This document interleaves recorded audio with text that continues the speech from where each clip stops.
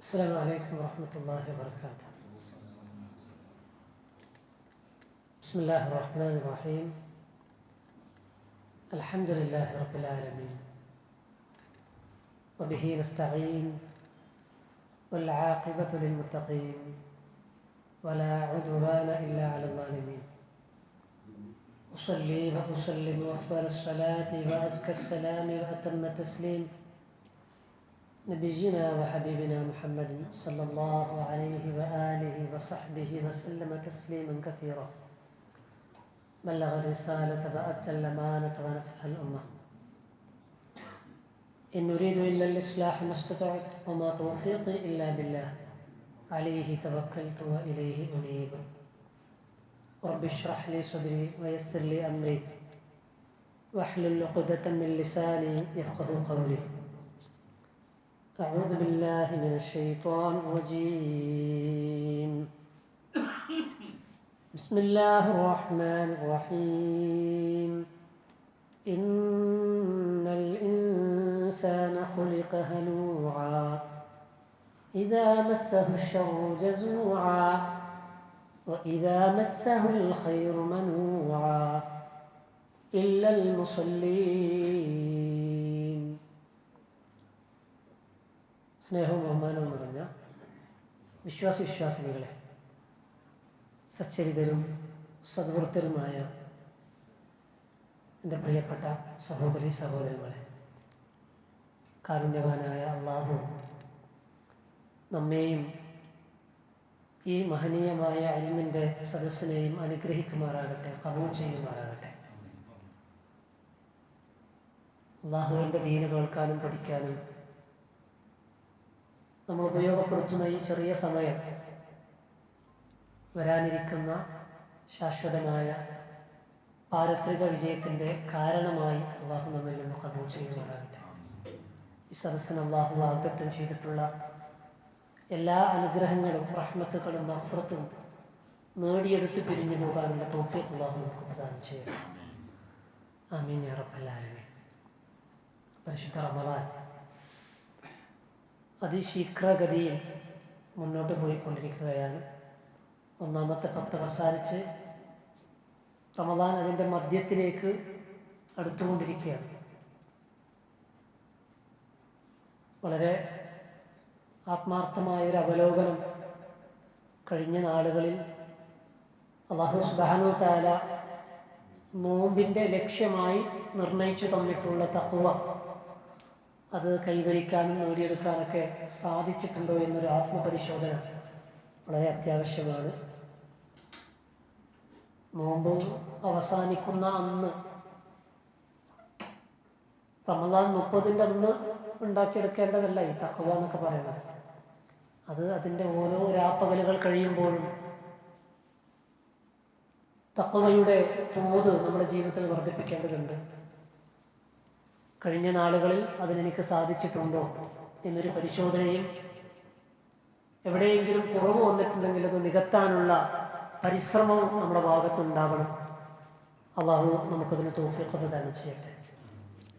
ചെറിയ സമയത്തിനുള്ളിൽ ചർച്ച ചെയ്യാൻ ഏൽപ്പിച്ച വിഷയം നമസ്കാരത്തിലെ ഖുശൂ അഥവാ ഭക്തി എന്ന വിഷയം.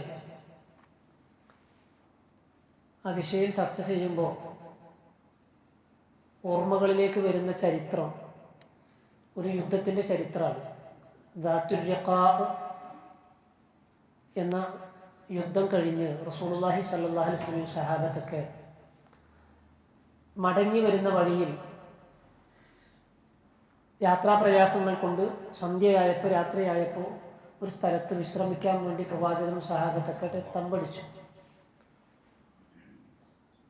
അങ്ങനെ നബി സല്ലല്ലാഹു അലൈഹി വസല്ലം സഹാബത്തൊക്കെ വിശ്രമിക്കാൻ വേണ്ടി, അന്തി ഉറങ്ങാൻ വേണ്ടി ഒരുങ്ങുന്ന സമയത്ത് സുരക്ഷിതമായൊരു മേഖലയല്ല, യുദ്ധം കഴിഞ്ഞ് മടങ്ങി വരുന്ന സ്ഥലമാണ്. സുരക്ഷിതത്വം ഉറപ്പുവരുത്താൻ വേണ്ടി ഈ സംഘത്തിന് കാവലിരിക്കാൻ ആരാണ് തയ്യാറുള്ളത് എന്ന് നബി സല്ലല്ലാഹു അലൈഹി വസല്ലം സഹാബത്തിനോട് ചോദിച്ചപ്പോൾ 2 സഹാബത്ത് എഴുന്നേറ്റ് നിന്നു. അതിലൊന്ന് അബ്ബാദ് ബിൻ ബിശ്ർ റളിയല്ലാഹു അൻഹു, മറ്റൊന്ന് അമ്മാർ ബിൻ യാസർ റളിയല്ലാഹു അൻഹു. ഈ 2 സഹാബികൾ പറഞ്ഞു, നബിയെ, നിങ്ങൾ ഉറങ്ങിക്കോളൂ, ഞങ്ങൾ സെക്യൂരിറ്റി ആയിട്ട് ഉറക്കമൊഴിച്ചോളാം. അങ്ങനെ പ്രവാചകനും മറ്റുള്ള സഹാബത്തൊക്കെ ഉറക്കത്തിലേക്ക് നീങ്ങി, വിശ്രമത്തിലേക്ക് നീങ്ങി. ഈ രണ്ട് സഹാബത്ത് ഉണർന്നിരിക്കുകയാണ്. ഈ രണ്ടാളുകൾ, ഒരാൾക്ക് ക്ഷീണം വന്നാൽ ഉറങ്ങാം, മറ്റേയാൾ കാവലിരിക്കാം. അയാളുടെ ക്ഷീണം മാറിയാൽ ആദ്യം നിന്ന ആൾക്ക് ക്ഷീണം മാറ്റാം, മറ്റേയാൾ നിൽക്കാം. ആ നിലക്ക് അവർ ഒരു അണ്ടർസ്റ്റാൻഡിങ്ങിലാണ് അവർ കാവലിരിക്കുന്നത്. അപ്പോൾ ഉടനെ അബ്ബാദ് ബിൻ ബിശ്ർ റളിയല്ലാഹു അൻഹു പറഞ്ഞു, അമ്മാറെ, നീ ഒരല്പം വിശ്രമിക്കും, ഞാൻ ആദ്യം കാവലിരിക്കാം, പിന്നീട് ഞാൻ വിശ്രമിക്കാം, നിനക്ക് കാവലിരിക്കാം. ആ നിനക്ക് അമ്മാർ ബിൻ യാസിർ റളിയല്ലാഹു അൻഹു കാവലിരിക്കുന്ന സ്ഥലത്ത് വെച്ച് വിശ്രമത്തിലേക്ക് നീങ്ങി. അബ്ബാദ് ബിൻ ബിശ്ർ റളിയല്ലാഹു അൻഹു ആ സംഘത്തിന് ഇങ്ങനെ കാവലിരിക്കുകയാണ് ഒറ്റക്ക്. രാത്രിയിൽ എല്ലാവരും ഉറങ്ങുന്ന സമയത്ത് ഉണർന്നിരിക്കുകയാണ്. അദ്ദേഹത്തിൻ്റെ അസ്വസ്ഥത അനുഭവപ്പെടുകയാണ്. ഒറ്റയ്ക്കിരിക്കുമ്പോഴും മാനസികമായ ഒരു അസ്വസ്ഥത ഉണ്ടാവുമല്ലോ. അതിനൊരു പരിഹാരം നമ്മുടെ ഭാഷയിൽ പറഞ്ഞാൽ ബോറടിക്കും. ഒറ്റയ്ക്കിരിക്കും, ബോറടി മാറ്റാൻ വേണ്ടി അദ്ദേഹം ചെയ്തെന്താ അറിയോ, നിസ്കരിക്കാൻ വേണ്ടി തുടങ്ങി. രാത്രി സമയമാണ്, ഏകാന്തത കിട്ടും. അദ്ദേഹം നമസ്കാരത്തിലേക്ക് പ്രവേശിച്ചു. ഈ സമയത്ത് ഈ യുദ്ധത്തിൽ ശത്രുഭാഗത്തു നിന്നൊരു സ്ത്രീക്ക് പരിക്കേറ്റിരുന്നു. ശത്രു സൈന്യത്തിലുണ്ടായിരുന്ന ഒരാളുടെ ഭാര്യയ്ക്ക് പരിക്കേറ്റിരുന്നു. അദ്ദേഹത്തിന് അത് ഉൾക്കൊള്ളാൻ കഴിഞ്ഞില്ല. അദ്ദേഹം അവിടെ വെച്ച് പ്രതിജ്ഞ എടുക്കുകയാണ്, ഇതിന് പ്രതികാരം ചെയ്യാണ്ട് ഞാൻ ഉറങ്ങൂല. ആ പ്രതികാരം തീരുമാനിച്ച് പ്രതികാരം വീട്ടാനുള്ള വാഞ്ചയുമായി അതിന് തയ്യാറെടുത്തുകൊണ്ടാണ് അദ്ദേഹം ഈ മുസ്ലിം സഹാബത്തും പ്രവാചകനും സല്ലല്ലാഹു അലൈഹി വസല്ലമയുടെ സംഘം നീങ്ങിയ ആധാറുകൾ, അടയാളങ്ങൾ അന്വേഷിച്ചുകൊണ്ട് പിന്നാലെ വരുന്നത്, ഇവരെ ഫോളോ ചെയ്തുകൊണ്ട്. അങ്ങനെ വന്ന് നബി സല്ലല്ലാഹു അലൈഹി വസല്ലം സഹാബത്തൊക്കെ വിശ്രമിക്കുന്ന സ്ഥലത്തേക്ക് അദ്ദേഹം എത്തുകയാണ്. അവരെ കണ്ടെത്തുകയാണ്. അങ്ങനെ അദ്ദേഹം സൂക്ഷിച്ചു നോക്കിയപ്പോൾ കാവലിരിക്കാൻ വേണ്ടി രണ്ടാളുകൾ മാറി നിൽക്കുന്നു. അതിൽ ഒരാൾ വിശ്രമിക്കുന്നു, മറ്റേയാൾ നമസ്കരിച്ചുകൊണ്ടിരിക്കുന്നു. അറ്റാക്ക് ചെയ്യാൻ പറ്റിയ സാഹചര്യമാണ്. ശത്രു തൻ്റെ അസ്ത്രമെടുത്ത് അമ്പെടുത്ത് ഇങ്ങനെ അദ്ദേഹത്തിന് ഉന്നം വെച്ചുകൊണ്ട് അമ്പ് ചെയ്തു. ആ അമ്പ് നേരെ വന്ന് തറക്കുന്നത് അബ്ബാദ് ബിൻ ബിശ്ർ റളിയല്ലാഹു അൻഹുവിൻ്റെ ശരീരത്തിലാണ്, പള്ളയിലാണ്. അദ്ദേഹം നമസ്കരിച്ചുകൊണ്ടിരിക്കുകയാണ്. ശരീരത്തിലേക്ക് ആഴ്ന്നു കയറിയ അമ്പിനെ നിസ്കാരത്തിൻ്റെ ഇടയിൽ വെച്ച് അദ്ദേഹം വലിച്ചിട്ട് താഴെയിടാണ്. ഈ അമ്പ് കയറുക, ഇറങ്ങുക എന്നൊക്കെ പറയുമ്പോൾ സൂചി കയറുന്ന പോലെയല്ല. അതിൻ്റെ രൂപം നമുക്കറിയാം. അകത്തോട്ടേക്കും ഷാർപ്പാണ്, പുറത്തോട്ടേക്കും ഷാർപ്പാണ്. ഉള്ളിലേക്ക് പോയത് തിരിച്ചു വരുമ്പോൾ ഉള്ളിലുള്ള എന്തെങ്കിലും കൊണ്ടുവരും. അതിങ്ങനെ വലിച്ചിട്ട് പുറത്തിട്ടു. രക്തം ഒഴുകാൻ തുടങ്ങി ശരീരത്തിൽ. പക്ഷെ നിസ്കാരത്തിക്കുന്ന അബ്ബാദ് ബിൻ ബിശ്റിന് ഒരു കുലുക്കുമില്ല. അദ്ദേഹം നിസ്കാരത്തിലാണ്. അടുത്തമ്പ് ചെയ്തു, അതും ശരീരത്തിൽ തറച്ചു. രണ്ടാമത്തെ അമ്പം അദ്ദേഹം വലിച്ചിട്ട് താഴെയിട്ടു. മൂന്നാമത്തെ അസ്ത്രം ചെയ്തു, അതും ശരീരത്തിൽ തറച്ചു. അതും അദ്ദേഹം വലിച്ചിട്ട് താഴെയിട്ടു. രക്തത്തിൽ കുളിച്ച അവസ്ഥയിലാണ് അദ്ദേഹം നമസ്കാരം പൂർത്തിയാക്കുന്നത്. അങ്ങനെ നമസ്കാരം പൂർത്തിയായതിനു ശേഷം അദ്ദേഹം അമ്മാർ ബിൻ യാസിറിനെ ഉണർത്തുകയാണ്. അദ്ദേഹം ഉണർന്നു നോക്കുമ്പോൾ കാണുന്നത് ചോരയിൽ കുളിച്ചു നിൽക്കുന്ന അബ്ബാദ് ബിൻ ബിശ്ർ റളിയല്ലാഹു അൻഹുവിനെയും നിലത്ത് വീണ് കിടക്കുന്ന 3 അസ്ത്രവും. ഇത് കണ്ടിട്ട് അദ്ദേഹം ചോദിക്കുകയാണ്, ഒന്നാമത്തെ അസ്ത്രം അങ്ങയുടെ ശരീരത്തിലേക്ക് തറച്ച സമയത്ത് എന്തുകൊണ്ട് ഒന്ന് ഉണർത്തിയില്ല? എന്നെ ഒന്ന് ഉണർത്താമായിരുന്നില്ലേ ആദ്യത്തെ അമ്പ് തറച്ചപ്പോൾ തന്നെ? അത് പറഞ്ഞപ്പോൾ അദ്ദേഹം പറയുന്ന ഒരു വാചകമുണ്ട്, കുന്തു ഫീ സൂറത്തിൻ അഖറഉഹ, ഞാനൊരു സൂറത്ത് ഇങ്ങനെ പാരായണം ചെയ്തുകൊണ്ട് ഇരിക്കുകയായിരുന്നു നിസ്കാരത്തിൽ. സൂറത്തുൽ കഹ്ഫ്, സൂറത്തുൽ കഹ്ഫ് ഓതിയിട്ടാണ് ഞാൻ നിസ്കരിച്ചുകൊണ്ടിരിക്കുന്നത്. ആ സൂറത്തിനെ ഇടക്ക് വെച്ച് മുറിക്കാൻ എനിക്ക് മനസ്സ് വന്നില്ല. ഞാനതിങ്ങനെ ആസ്വദിക്കുകയായിരുന്നു നിസ്കാരത്തിൽ. അതെനിക്ക് ഇടയിൽ കട്ട് ചെയ്യാൻ ഞാൻ വെറുത്തു. അത് പൂർത്തിയാകട്ടെ എന്ന നിലക്ക് ഞാൻ അത് ആസ്വദിച്ച് നിസ്കരിച്ച് തീർന്നിട്ട് ബിരിയാണി കഴിച്ചുകൊണ്ടൊക്കെ നമ്മൾ ഒരാൾ വന്നിട്ട് വിളിക്കുകയാണ്, അത്യാവശ്യം പോകണ്ട്. അത് നമ്മൾ ഉപേക്ഷിച്ച് പോകില്ല, നമ്മൾ ആസ്വദിച്ച് കഴിച്ചുകൊണ്ടിരിക്കുകയാണ്. 5 മിനിറ്റ് കേട്ടെ, ഞാൻ ഇതൊന്ന് പൂർത്തിയാകട്ടെ എന്ന് പറഞ്ഞ് നമ്മളത് കഴിച്ച് പൂർത്തിയാക്കിയിട്ട് നമ്മൾ അവിടുന്ന് പോകും. ഇത് മരണം മുഖാമുഖം കാണുന്നൊരു സന്ദർഭമാണ്. ശത്രുവിൻ്റെ അമ്പിങ്ങനെ തുരുതുരാ ശരീരത്തിലേക്ക് ആഞ്ഞു വന്ന് കൊണ്ടിരിക്കുകയാണ്, ശരീരത്തിൽ തറച്ചുകൊണ്ടിരിക്കുകയാണ്. പക്ഷേ അതൊന്നും അദ്ദേഹത്തിന് പ്രശ്നമല്ല. അദ്ദേഹത്തിന് പ്രശ്നം എന്താണ്? നിസ്കാരം ഇടയ്ക്ക് വെച്ച് കട്ട് ചെയ്യണത്, ഓതിക്കൊണ്ടിരിക്കുന്ന സൂറത്ത് ഇടയ്ക്ക് വെച്ച് മുറിക്കുന്നതാണ് അദ്ദേഹത്തിന് വലിയ പ്രയാസം. അതുകൊണ്ടത് പൂർത്തിയാക്കിയത്. ഇതൊരു സാങ്കല്പിക കഥയല്ലേ? ഇത് സ്വഹാബത്തിൻ്റെ ജീവിതത്തിൽ നടന്ന സംഭവമാണ്. ആലോചിച്ച് നോക്കിയേ, അവരുടെയൊക്കെ നമസ്കാരത്തിൻ്റെ ആസ്വാദനം എത്രമാത്രമായിരിക്കും. നമസ്കാരം എന്നത് എത്ര അനുഭൂതിയോടുകൂടി നിർവഹിച്ചിട്ടുണ്ടാകണം. അത് പറയുന്ന ഞാനും നിങ്ങളെ മടക്കം പലപ്പോഴും പരാതിപ്പെടാറുള്ളൊരു വിഷയമാണ്, നിസ്കാരത്തിന് തീരെ ഭക്തി കിട്ടുന്നില്ല, നിസ്കാരത്തിന് തീരെ ആനന്ദം കിട്ടുന്നില്ല. അത് കിട്ടാനുള്ള മാർഗം എന്താണ്? പണ്ഡിതന്മാരും സാധാരണക്കാരും ഒക്കെ ഉന്നയിക്കുന്നൊരു സംശയമാണ്. നിസ്കാരത്തിൽ ആനന്ദം കിട്ടാനും ഭക്തി കിട്ടാനും എന്താണ് ചെയ്യേണ്ടത് അന്വേഷിക്കാറുണ്ട്. തീർച്ചയായും നമസ്കാരം എന്ന് പറയുന്നത് ഏറ്റവും ആനന്ദദായകമായ, ഈ ഐഹിക ജീവിതത്തിലെ ഏറ്റവും ആനന്ദദായകമായ ഒരു സമയമാണ് നമസ്കരിച്ചു കൊണ്ടിരിക്കുന്ന സമയം. ഒരു വിശ്വാസിക്ക് റസൂലുള്ളാഹി സ്വല്ലല്ലാഹു അലൈഹി വസല്ലം പറഞ്ഞല്ലോ, ഖുർറത്തു ഐനി ഫിസ്സലാ, എനിക്ക് കൺകുളിർമ കിട്ടുന്നത്.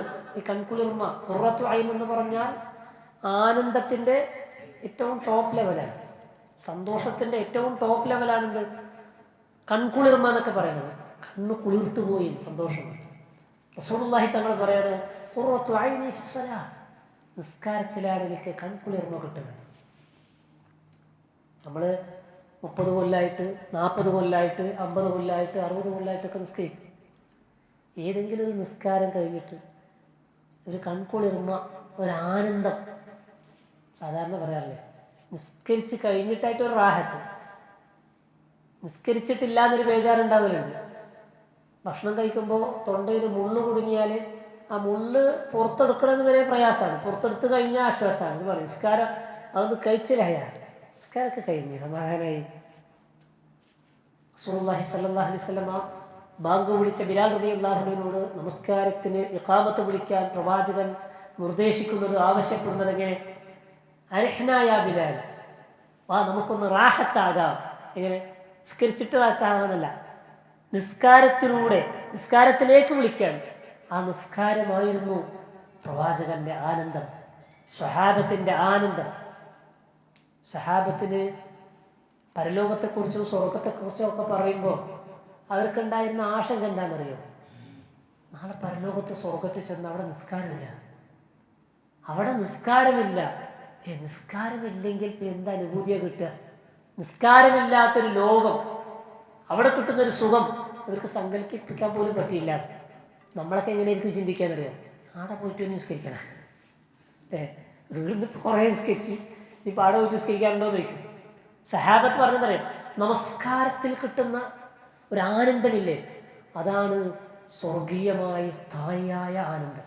നിസ്കാരത്തിൽ ആ കുറച്ച് സമയം കിട്ടുന്ന ഒരു ആനന്ദം സ്വർഗത്തിൽ ഫുൾ ടൈം കിട്ടുമെന്ന് പറയുമ്പോൾ, നമസ്കാരത്തിൽ കിട്ടുന്ന അനുഭൂതിയാണ് പരലോകത്ത് സ്ഥായിയായി കിട്ടുന്നതെങ്കിൽ സ്വർഗം എന്നതൊരു അത്ഭുതമായിരിക്കും. നമ്മളെന്തായിരിക്കും പറയാം? ആ നിസ്കരിക്കുമ്പോൾ കിട്ടുന്ന അത്രയേ ഉള്ളൂ സ്വർഗത്തിൽ, അല്ലേ? കാരണം നമുക്കൊന്നും കിട്ടിയിട്ടില്ല, നമസ്കാരം നമ്മൾ ആസ്വദിച്ചിട്ടില്ല, നിർവഹിച്ചിട്ടുണ്ട്. ഒരു ജീവനില്ലാത്ത സാധനം പോലെ, അല്ലേ? ഈ ഉമ്മത്തിൽ നിസ്കാരം നിലനിൽക്കുന്ന പ്രവാചകൻ പറഞ്ഞു. ഇത് ഈ ഉമ്മത്തിൻ്റെ അവസാനം വരെ, ലോകാവസാനം വരെയൊക്കെ ചിലപ്പോൾ നിസ്കാരം ഉണ്ടാവും. ആഖിറു മാ തഫ്ഖിദൂന മിൻ ഉമ്മത്തി അസ്സലാ, എൻ്റെ സമുദായത്തിൽ നിന്ന്, എൻ്റെ ഉമ്മത്തിൽ നിന്ന് അവസാനം നഷ്ടപ്പെടുന്നത് നിസ്കാരമായിരിക്കും. ആ സാധനം ഇവിടെ ഉണ്ടാവും. പക്ഷേ അവ്വലു മാ തഫ്ഖിദൂന മിൻ ഉമ്മത്തി, എൻ്റെ സമുദായത്തിൽ നിന്ന് ആദ്യം നഷ്ടപ്പെടുന്ന സാധനം എന്താ അറിയോ? അൽ ഖുശൂ. ആ സാധനം പോയിട്ടുണ്ടാവും. നിസ്കാരം അവിടെ ഉണ്ടാവും, നിസ്കാരത്തിൽ ഭക്തി ഉണ്ടാവില്ല, ഖുശൂ ഉണ്ടാവില്ല. എത്രത്തോളം എന്ന് വെച്ചാൽ ആ നമസ്കരിച്ചു കൊണ്ടിരിക്കുന്ന ആള് അതിൽ ഭക്തിയുള്ള ഒരാളെ കാണാൻ കിട്ടൂല. പള്ളിയിൽ ചെന്നല്ല ഒരു ഖുശൂവോടുകൂടി നിസ്കരിക്കുന്ന ഒരാളെങ്ങനെ പരിധി നടക്കേണ്ട അവസ്ഥയാണ്. അത്രമാത്രം ജീവനില്ലാത്ത, ആത്മാവില്ലാത്ത നമസ്കാരം. ആലോചിച്ച് നോക്കിയേ, ഈ ഭൂമിയിൽ ഏറ്റവും ആനന്ദം കിട്ടുന്നൊരു ഇബാദത്താണ് നിസ്കാരം. നാളെ പരലോകത്ത് നമ്മുടെ വിജയത്തിന്, പാരത്രിക വിജയത്തിന് അല്ലാഹു മാനദണ്ഡമായി വെച്ചത് നിസ്കാരം. ഒന്നാമത്തെ ജഡ്ജ്മെന്റ്, ആദ്യത്തെ വിചാരണ നിസ്കാരത്തെക്കുറിച്ചാണ് പറഞ്ഞില്ലേ. ഖിയാമത്ത് നാളിൽ ഫസ്റ്റ് ജഡ്ജ്മെന്റിന് എടുക്കുക നിസ്കാരം. ആ നിസ്കാരത്തിന്റെ കാര്യത്തിൽ നന്നാക്കിയവൻ, ആ നിസ്കാരത്തിനെ സുൽഹാക്കിയവൻ, നിർവഹിച്ചവെന്നല്ല പറഞ്ഞു. ആ നമസ്കാരത്തിന്റെ കാര്യത്തിൽ ശ്രദ്ധിക്കേണ്ട വിഷയങ്ങളിലെല്ലാം ശ്രദ്ധിച്ച് പരിഗണിച്ച് കൃത്യതയോടുകൂടി അത് നിർവഹിച്ചു പോയവൻ അഞ്ചഹ ഫാസ, ഓൻ വിജയിച്ചു, ഓൻ രക്ഷപ്പെട്ടു പരലോകത്ത്. നിസ്കാരം കഴിച്ചിലായ അവൻ്റെ പരലോകം കഴിച്ചിലായി. അവൻ നഫ്സദ, ആ നമസ്കാരത്തിൽ കുഴപ്പങ്ങളുള്ളവൻ, നിസ്കരിക്കാത്തവന്നല്ല പറഞ്ഞു, അത് വേറെ പറഞ്ഞ. നമസ്കാരത്തിൽ പ്രശ്നങ്ങളുണ്ട്, കുഴപ്പങ്ങളുണ്ട്. ഫഖദ് ഖാബ ഖസിറ, ഓൻ നശിച്ചു, ഓൻ്റെ പരലോകം തൊലഞ്ഞു നമ്മൾ. നമ്മുടെ നിസ്കാരം നേരെയാ ബാക്കിയെല്ലാം നേരെ. നിസ്കാരം പോയാൽ ബാക്കിയൊക്കെ പോയി. അതുകൊണ്ടാ പറഞ്ഞ, നിസ്കരിക്കുന്ന ആൾക്കൊക്കെ വേണ്ടി അള്ളാഹു പ്രത്യേകം സജ്ജമാക്കി വെച്ചൊരു നരകമുണ്ട് നിസ്കരിക്കുന്നവർക്ക്. നമുക്കൊക്കെ സുപരിചിതമായ സൂറത്തുൽ മാഊൻ, ഫവൈലുൽ ലിൽ മുസല്ലീൻ, നമുക്കൊക്കെ അറിയാം, എൻ്റെ അർത്ഥം അറിയാം. നിസ്കരിക്കുന്നവർക്കാണ് വൈല്. എന്താ വൈല് എന്ന് പറഞ്ഞാൽ? വാദിൻ ഫി ജഹന്നം, നരകത്തിലൊരു താഴ്വരൻ്റെ പേരാണ്. ഏറ്റവും വിനാശകരമായ അപകടം പിടിച്ചൊരു സ്ഥലമാണ് നരകത്തിൽ. ഏറ്റവും കഠിനമായ ശിക്ഷയുള്ള സ്ഥലമാണ് വൈല്. അത് ആർക്കുള്ളതാ? നിസ്കരിക്കാത്തവർക്കെന്നല്ല പറഞ്ഞ, ലിൽ മുസല്ലീൻ അല്ലദീന ഹും അൻ സ്വലാത്തിഹിം സാഹൂൻ, അവർ നമസ്കാരത്തിൽ അശ്രദ്ധരാണ്. നിസ്കരിക്കുന്നുണ്ട്, പക്ഷേ നിസ്കാരത്തിന് വേണ്ട പരിഗണന, കൺസിഡറേഷൻ കൊടുത്തിട്ടല്ല നിസ്കരിക്കുക. അശ്രദ്ധമായ നമസ്കാരം കൊണ്ട് സ്വർഗം കിട്ടൂല എന്ന് മാത്രമല്ല, നരകത്തിൻ്റെ കഠോരമായ ശിക്ഷക്ക് പാത്രമായി തീരുമെന്ന് പരിശുദ്ധ ഖുർആൻ പഠിപ്പിച്ചെങ്കിൽ ആ നിസ്കാരം നമ്മൾ നന്നാക്കട്ടെ. ആ നിസ്കാരം നന്നാക്കണമെങ്കിലും നിസ്കാരത്തിൻ്റെ ആനന്ദം നമുക്ക് കിട്ടണമെങ്കിലും എന്തിനാണ് നിസ്കാരം തന്നത് നമ്മൾ അറിയണ്ടേ? എന്തിനാ പഠിച്ചു നമ്മളോട് നിസ്കരിക്കാൻ പറഞ്ഞത്? നമ്മൾ പല ഉത്തരം പറയും. കൂലി കിട്ടാൻ, സ്വർഗം കിട്ടാൻ, നരകത്തിന് രക്ഷപ്പെടാൻ എന്നൊക്കെ പറയും. നമസ്കാരം എന്നത് പാരത്രിക ലോകത്ത് അതിൻ്റെ പ്രതിഫലവും രക്ഷയും കിട്ടുന്നതിനുപരി ഇഹലോകത്ത് നമുക്ക് കിട്ടുന്ന ഏറ്റവും വലിയ ജീവിത ആനന്ദമാണ് നമസ്കാരം. ഒരു സത്യവിശ്വാസിക്ക് നമസ്കാരമില്ലാതെ മുന്നോട്ട് പോകാൻ കഴിയില്ല. ദാഹിക്കുന്ന ഒരാൾക്ക് വെള്ളം കുടിക്കുന്നത് പോലെ, വിശക്കുന്ന ഒരാൾ രുചികരമായ ഭക്ഷണം കഴിക്കുമ്പോൾ കിട്ടുന്നൊരു ആനന്ദം പോലെ, ഒരു ദിവസത്തെ 5 നേരം നമസ്കാരം എന്നത് ഒരു സത്യവിശ്വാസിക്ക് അത് ആനന്ദമാണ്. അതെന്തിനാ തന്നതെന്ന് അറിയണമെന്ന്. പലരും നമസ്കാരം നിർവഹിച്ചു കൊണ്ടിരിക്കുന്നത് ഒരു ബാധ്യത തീർക്കാൻ വേണ്ടിയിട്ട്. അതങ്ങനെ നമുക്ക് നിർബന്ധമാക്കി തന്നല്ലോ, അത് ഒഴിവാക്കാൻ പറ്റില്ലല്ലോ. ഒഴിവാക്കിയ ശിക്ഷയുണ്ട്, അത് നിർവഹിച്ചേ മതിയാകൂ. ഇതൊരു ഭാരം ചുമക്കുന്നത് പോലെ, നമ്മളത് ബാധ്യത ഏറ്റെടുത്ത് നിർവഹിക്കുന്ന പോലെയാണ് പലരും നിർവഹിക്കാറുള്ളത്. ഒരു ഉപമയായിട്ടൊരു കഥ പറയാറുണ്ട്. ഒരു നാട്ടിൽ ഒരു സമ്പന്നനായ ഒരാളുടെ വീട്ടിൽ ജോലി ചെയ്യുന്നൊരു സേവകൻ, ഒരു സെർവൻറ്റ്, വീട്ടിലെല്ലാ ജോലിയും, അത്യാവശ്യം വലിപ്പമുള്ള വീടാണ്, ആ വീട് വൃത്തിയാക്കണം, വീട്ടിലെല്ലാ ജോലികളും ചെയ്യണം, വീട്ടിലേക്ക് വേണ്ട സാധനങ്ങളൊക്കെ അങ്ങാടിയിൽ നിന്ന് വാങ്ങിയിട്ട് കൊണ്ടുപോകണം. ആ മനുഷ്യന് ആ വീട്ടിൽ എല്ലാ ജോലിയും ചെയ്ത് മുതലാളിക്ക് വേണ്ട ഭക്ഷണമൊക്കെ പാകം ചെയ്ത് കൊടുക്കുന്ന ആള് രാവിലെ എഴുന്നേറ്റ് അയാൾ വീടൊക്കെ വൃത്തിയാക്കിയിട്ട് മാർക്കറ്റിൽ പോകും, പാചകത്തിനും ഭക്ഷണത്തിനും വേണ്ട സാധനങ്ങളൊക്കെ വാങ്ങി വരാൻ വേണ്ടിയിട്ട്. അയാൾ വീട്ടിൽ നിന്ന് മാർക്കറ്റിക്ക് 3 കിലോമീറ്റർ നടക്കാനുണ്ട്, വാഹനമില്ല. അയാൾ നടന്നുകൊണ്ട് മാർക്കറ്റിൽ പോയി വീട്ടിലേക്ക് വേണ്ട സാധനങ്ങളൊക്കെ വാങ്ങി അത് ചുമന്നുകൊണ്ടും അത് കയ്യിൽ പിടിച്ചുകൊണ്ടൊക്കെ വെയിലത്ത് നടന്നിട്ട് അയാൾ വീട്ടിലേക്ക് തിരിച്ചു വരും. എന്നിട്ട് അയാൾക്ക് ഭക്ഷണമൊക്കെ പാകം ചെയ്ത് കൊടുക്കും. ഒരു ദിവസം മുതലാളി വീട്ടിലുള്ള ദിവസമാണ്. അദ്ദേഹം ഈ സേവകൻ്റെ, ഈ സെർവൻറ്റിൻ്റെ ജോലി പരിശോധിക്കാൻ വേണ്ടി അദ്ദേഹം വീടൊക്കെ വൃത്തിയാക്കി കഴിഞ്ഞ് മാർക്കറ്റിലേക്ക് പോകുമ്പോൾ ഇദ്ദേഹത്തിൻ്റെ വണ്ടിയെടുത്ത് പിന്നാലെ അദ്ദേഹം പോയിന്. 3 കിലോമീറ്റർ നടന്നു പോയി മാർക്കറ്റിൽ നിന്ന് വേണ്ട സാധനങ്ങളൊക്കെ വാങ്ങി 2 നല്ല വെയിറ്റുള്ള കെട്ട് അയാളെ കയ്യിൽ പിടിച്ചിട്ടുണ്ട്. മുതലാളി ഇത് കാണുകയാണ്. അദ്ദേഹം വിചാരിക്കുകയാണ്, ഈ സാധു ഈ ഭാണ്ഡവും ചുമന്നുകൊണ്ട് വേണം എവിടെ എത്താൻ? വീട്ടിലേക്ക് നടന്നു പോകണം ഈ വെയിലത്ത്, എന്നിട്ട് വീട്ടിൽ ഭക്ഷണം പാകം ചെയ്യണം. അദ്ദേഹത്തിനൊരു സെൻറ്റിമെൻറ്റ്സ് തോന്നി, കനിവ് തോന്നി. അദ്ദേഹം പറഞ്ഞു, നേരെ അതിൻ്റെ മുമ്പിലുള്ള സൈക്കിൾ കടയിലേക്ക് പോയി. സൈക്കിൾ കടയിൽ പോയിട്ട് ഒരു സൈക്കിൾ മേടിച്ചു, കാശ് കൊടുത്തു. എന്നിട്ട് പറഞ്ഞു ആ കടയിലുള്ള ആ ആൾ വന്നാൽ നിങ്ങൾ സൈക്കിൾ കൊടുക്കണം. പേയ്മെൻ്റൊക്കെ ചെയ്തു. കടയിൽ പോയിട്ട് ജോലിക്കാരനോടും പറഞ്ഞു, പിന്നെ നീ വിഷമിക്കണ്ട, ഞാൻ ആ കടയിൽ സൈക്കിൾ വാങ്ങി വെച്ചിട്ടുണ്ട്, സാധനങ്ങൾ സൈക്കിളിൽ വെച്ചിട്ട് കൊണ്ടുവന്നാൽ മതി എന്ന് പറഞ്ഞിട്ട് ഇയാൾ വീട്ടിലേക്ക് തിരിച്ചു പോയത്. വീട്ടിലേക്ക് തിരിച്ചു പോയിട്ട് കുറേ സമയമായിട്ടും ഈ സെർവൻ്റ് വരുന്നത് കാണുന്നില്ല. സാധാരണ വീട്ടിലേക്ക് എത്തേണ്ട സമയമൊക്കെ കഴിഞ്ഞു. എന്നിട്ടും വരുന്ന കാണാതെ അദ്ദേഹം വീടിൻ്റെ വാതിലിൻ്റെ അടുത്ത് നിന്നിട്ട് ഇങ്ങനെ നോക്കുകയാണ്. എന്തു പറ്റി? എവിടെയെങ്കിലും ആക്സിഡൻറ്റ് പെട്ടുവരും. അയാൾക്കൊരു പ്രയാസം നീക്കി കൊടുക്കാനായി സൈക്കിൾ വാങ്ങി കൊടുത്തത്. എവിടെയെങ്കിലും ആക്സിഡൻറ്റ് സംഭവിച്ചോ എന്നൊക്കെ ഇങ്ങനെ വിഷമിച്ചിട്ട് അയാളിങ്ങനെ സൂക്ഷിച്ച് നോക്കുന്ന സമയത്ത് ദൂരെ നിന്ന് ആൾ വരുന്നുണ്ട്. സെർവൻ്റ് സാധാരണ നടന്നു വരുന്ന സ്പീഡും അയാൾക്കില്ല ഈ വരവിന്. അപ്പോൾ അയാളിങ്ങനെ സൂക്ഷിച്ച് നോക്കിയപ്പോൾ ആണ് അയാൾക്ക് മനസ്സിലായത് ഇയാൾ വരുന്നത് ആകെ ക്ഷീണിച്ച് അവശനായി വേർത്ത് കുളിച്ചിട്ടാണ് വരുന്നത്. നോക്കുമ്പോൾ ഇയാളുടെ തലയിൽ ആദ്യം ഉള്ളത് സൈക്കിളാണ്. സൈക്കിളിൻ്റെ മേലെ ഈ സാധനം. ഇയാൾ തലയിലും കൈ വെച്ചുകൊണ്ട് ഈ സെർവൻ്റെ അടുത്തേക്ക് ഇങ്ങനെ വഴിയിലേക്ക് ഓടിപ്പോയിട്ട് ഈ സാധനമൊക്കെ പിടിച്ചിറക്കി കൊടുത്തിട്ട് ചോദിച്ചു, പിന്നെ അല്ല സുഹൃത്തെ, നിനക്ക് എന്തിനാണ് ഞാൻ സൈക്കിൾ മേടിച്ചെന്ന്? അപ്പോൾ ഈ ജോലിക്കാരൻ പറയാണ്, നിങ്ങളല്ലേ പറഞ്ഞത് സാധനങ്ങൾ സൈക്കിളിൻ്റെ മേലെ കുറിച്ച് കൊണ്ടുവരണമെന്ന്. ഞാൻ സൈക്കിളിൻ്റെ മേലെ വെച്ചിട്ടുണ്ട്, ഇത് ചവിട്ടണമെന്ന് പറഞ്ഞിട്ടില്ല. എന്തിനായി സൈക്കിൾ വാങ്ങിക്കൊടുത്തത്? ഇയാൾ വെയിറ്റ് കുറക്കാൻ വേണ്ടിയിട്ട്, ഭാരം കുറക്കാൻ വേണ്ടി, കുറച്ച് ആശ്വാസം കിട്ടാൻ വേണ്ടിയിട്ടാണ് ഈ സൈക്കിൾ കൊടുത്തത്. ഇപ്പം എന്താ സംഭവിച്ചത്? ഉള്ള ഭാരത്തിൻ്റെ കൂടെ സൈക്കിൾ എന്നൊരു ഭാരം കൂടി തലയിലേറ്റത്. സത്യമല്ലേ? നമുക്കൊക്കെ കഥ കേൾക്കുമ്പോൾ ചിരി വരുന്നുണ്ടെങ്കിലും സത്യത്തിൽ ഇതെന്നെ നിങ്ങളുടെയൊക്കെ അവസ്ഥയാണ്. പടച്ചോൻ ഈ ഭൗതിക ജീവിതത്തിലെ പ്രാരാബ്ദങ്ങളും വിഷമങ്ങളും ഒക്കെ അള്ളാഹ്ക്ക് അറിയാം. ലഖദ് ഖലഖനൽ ഇൻസാന ഫീ കബദ്, മനുഷ്യനെ പടച്ചോൻ സൃഷ്ടിച്ചത് ക്ലേശത്തിലാണെന്ന് അള്ളാഹ് തന്നെ പറഞ്ഞാൽ, വിഷമത്തിലാണ്. വിഷമവും സങ്കടവും പ്രയാസമൊക്കെ ഇല്ലാണ്ടിരിക്കണമെങ്കിൽ ഭൂമിയിൽ വരാണ്ടിരിക്കണമായിരുന്നു. ഏതായാലും വന്നു കഴിഞ്ഞു. അപ്പം അതൊക്കെ ഉണ്ടാവും. അപ്പം അത് ലഘൂകരിക്കാൻ ഒരു ദിവസത്തെ കൃത്യമായ ഇടവേള വെച്ചിട്ടാണ് നമുക്ക് നിസ്കാരം തന്നത്.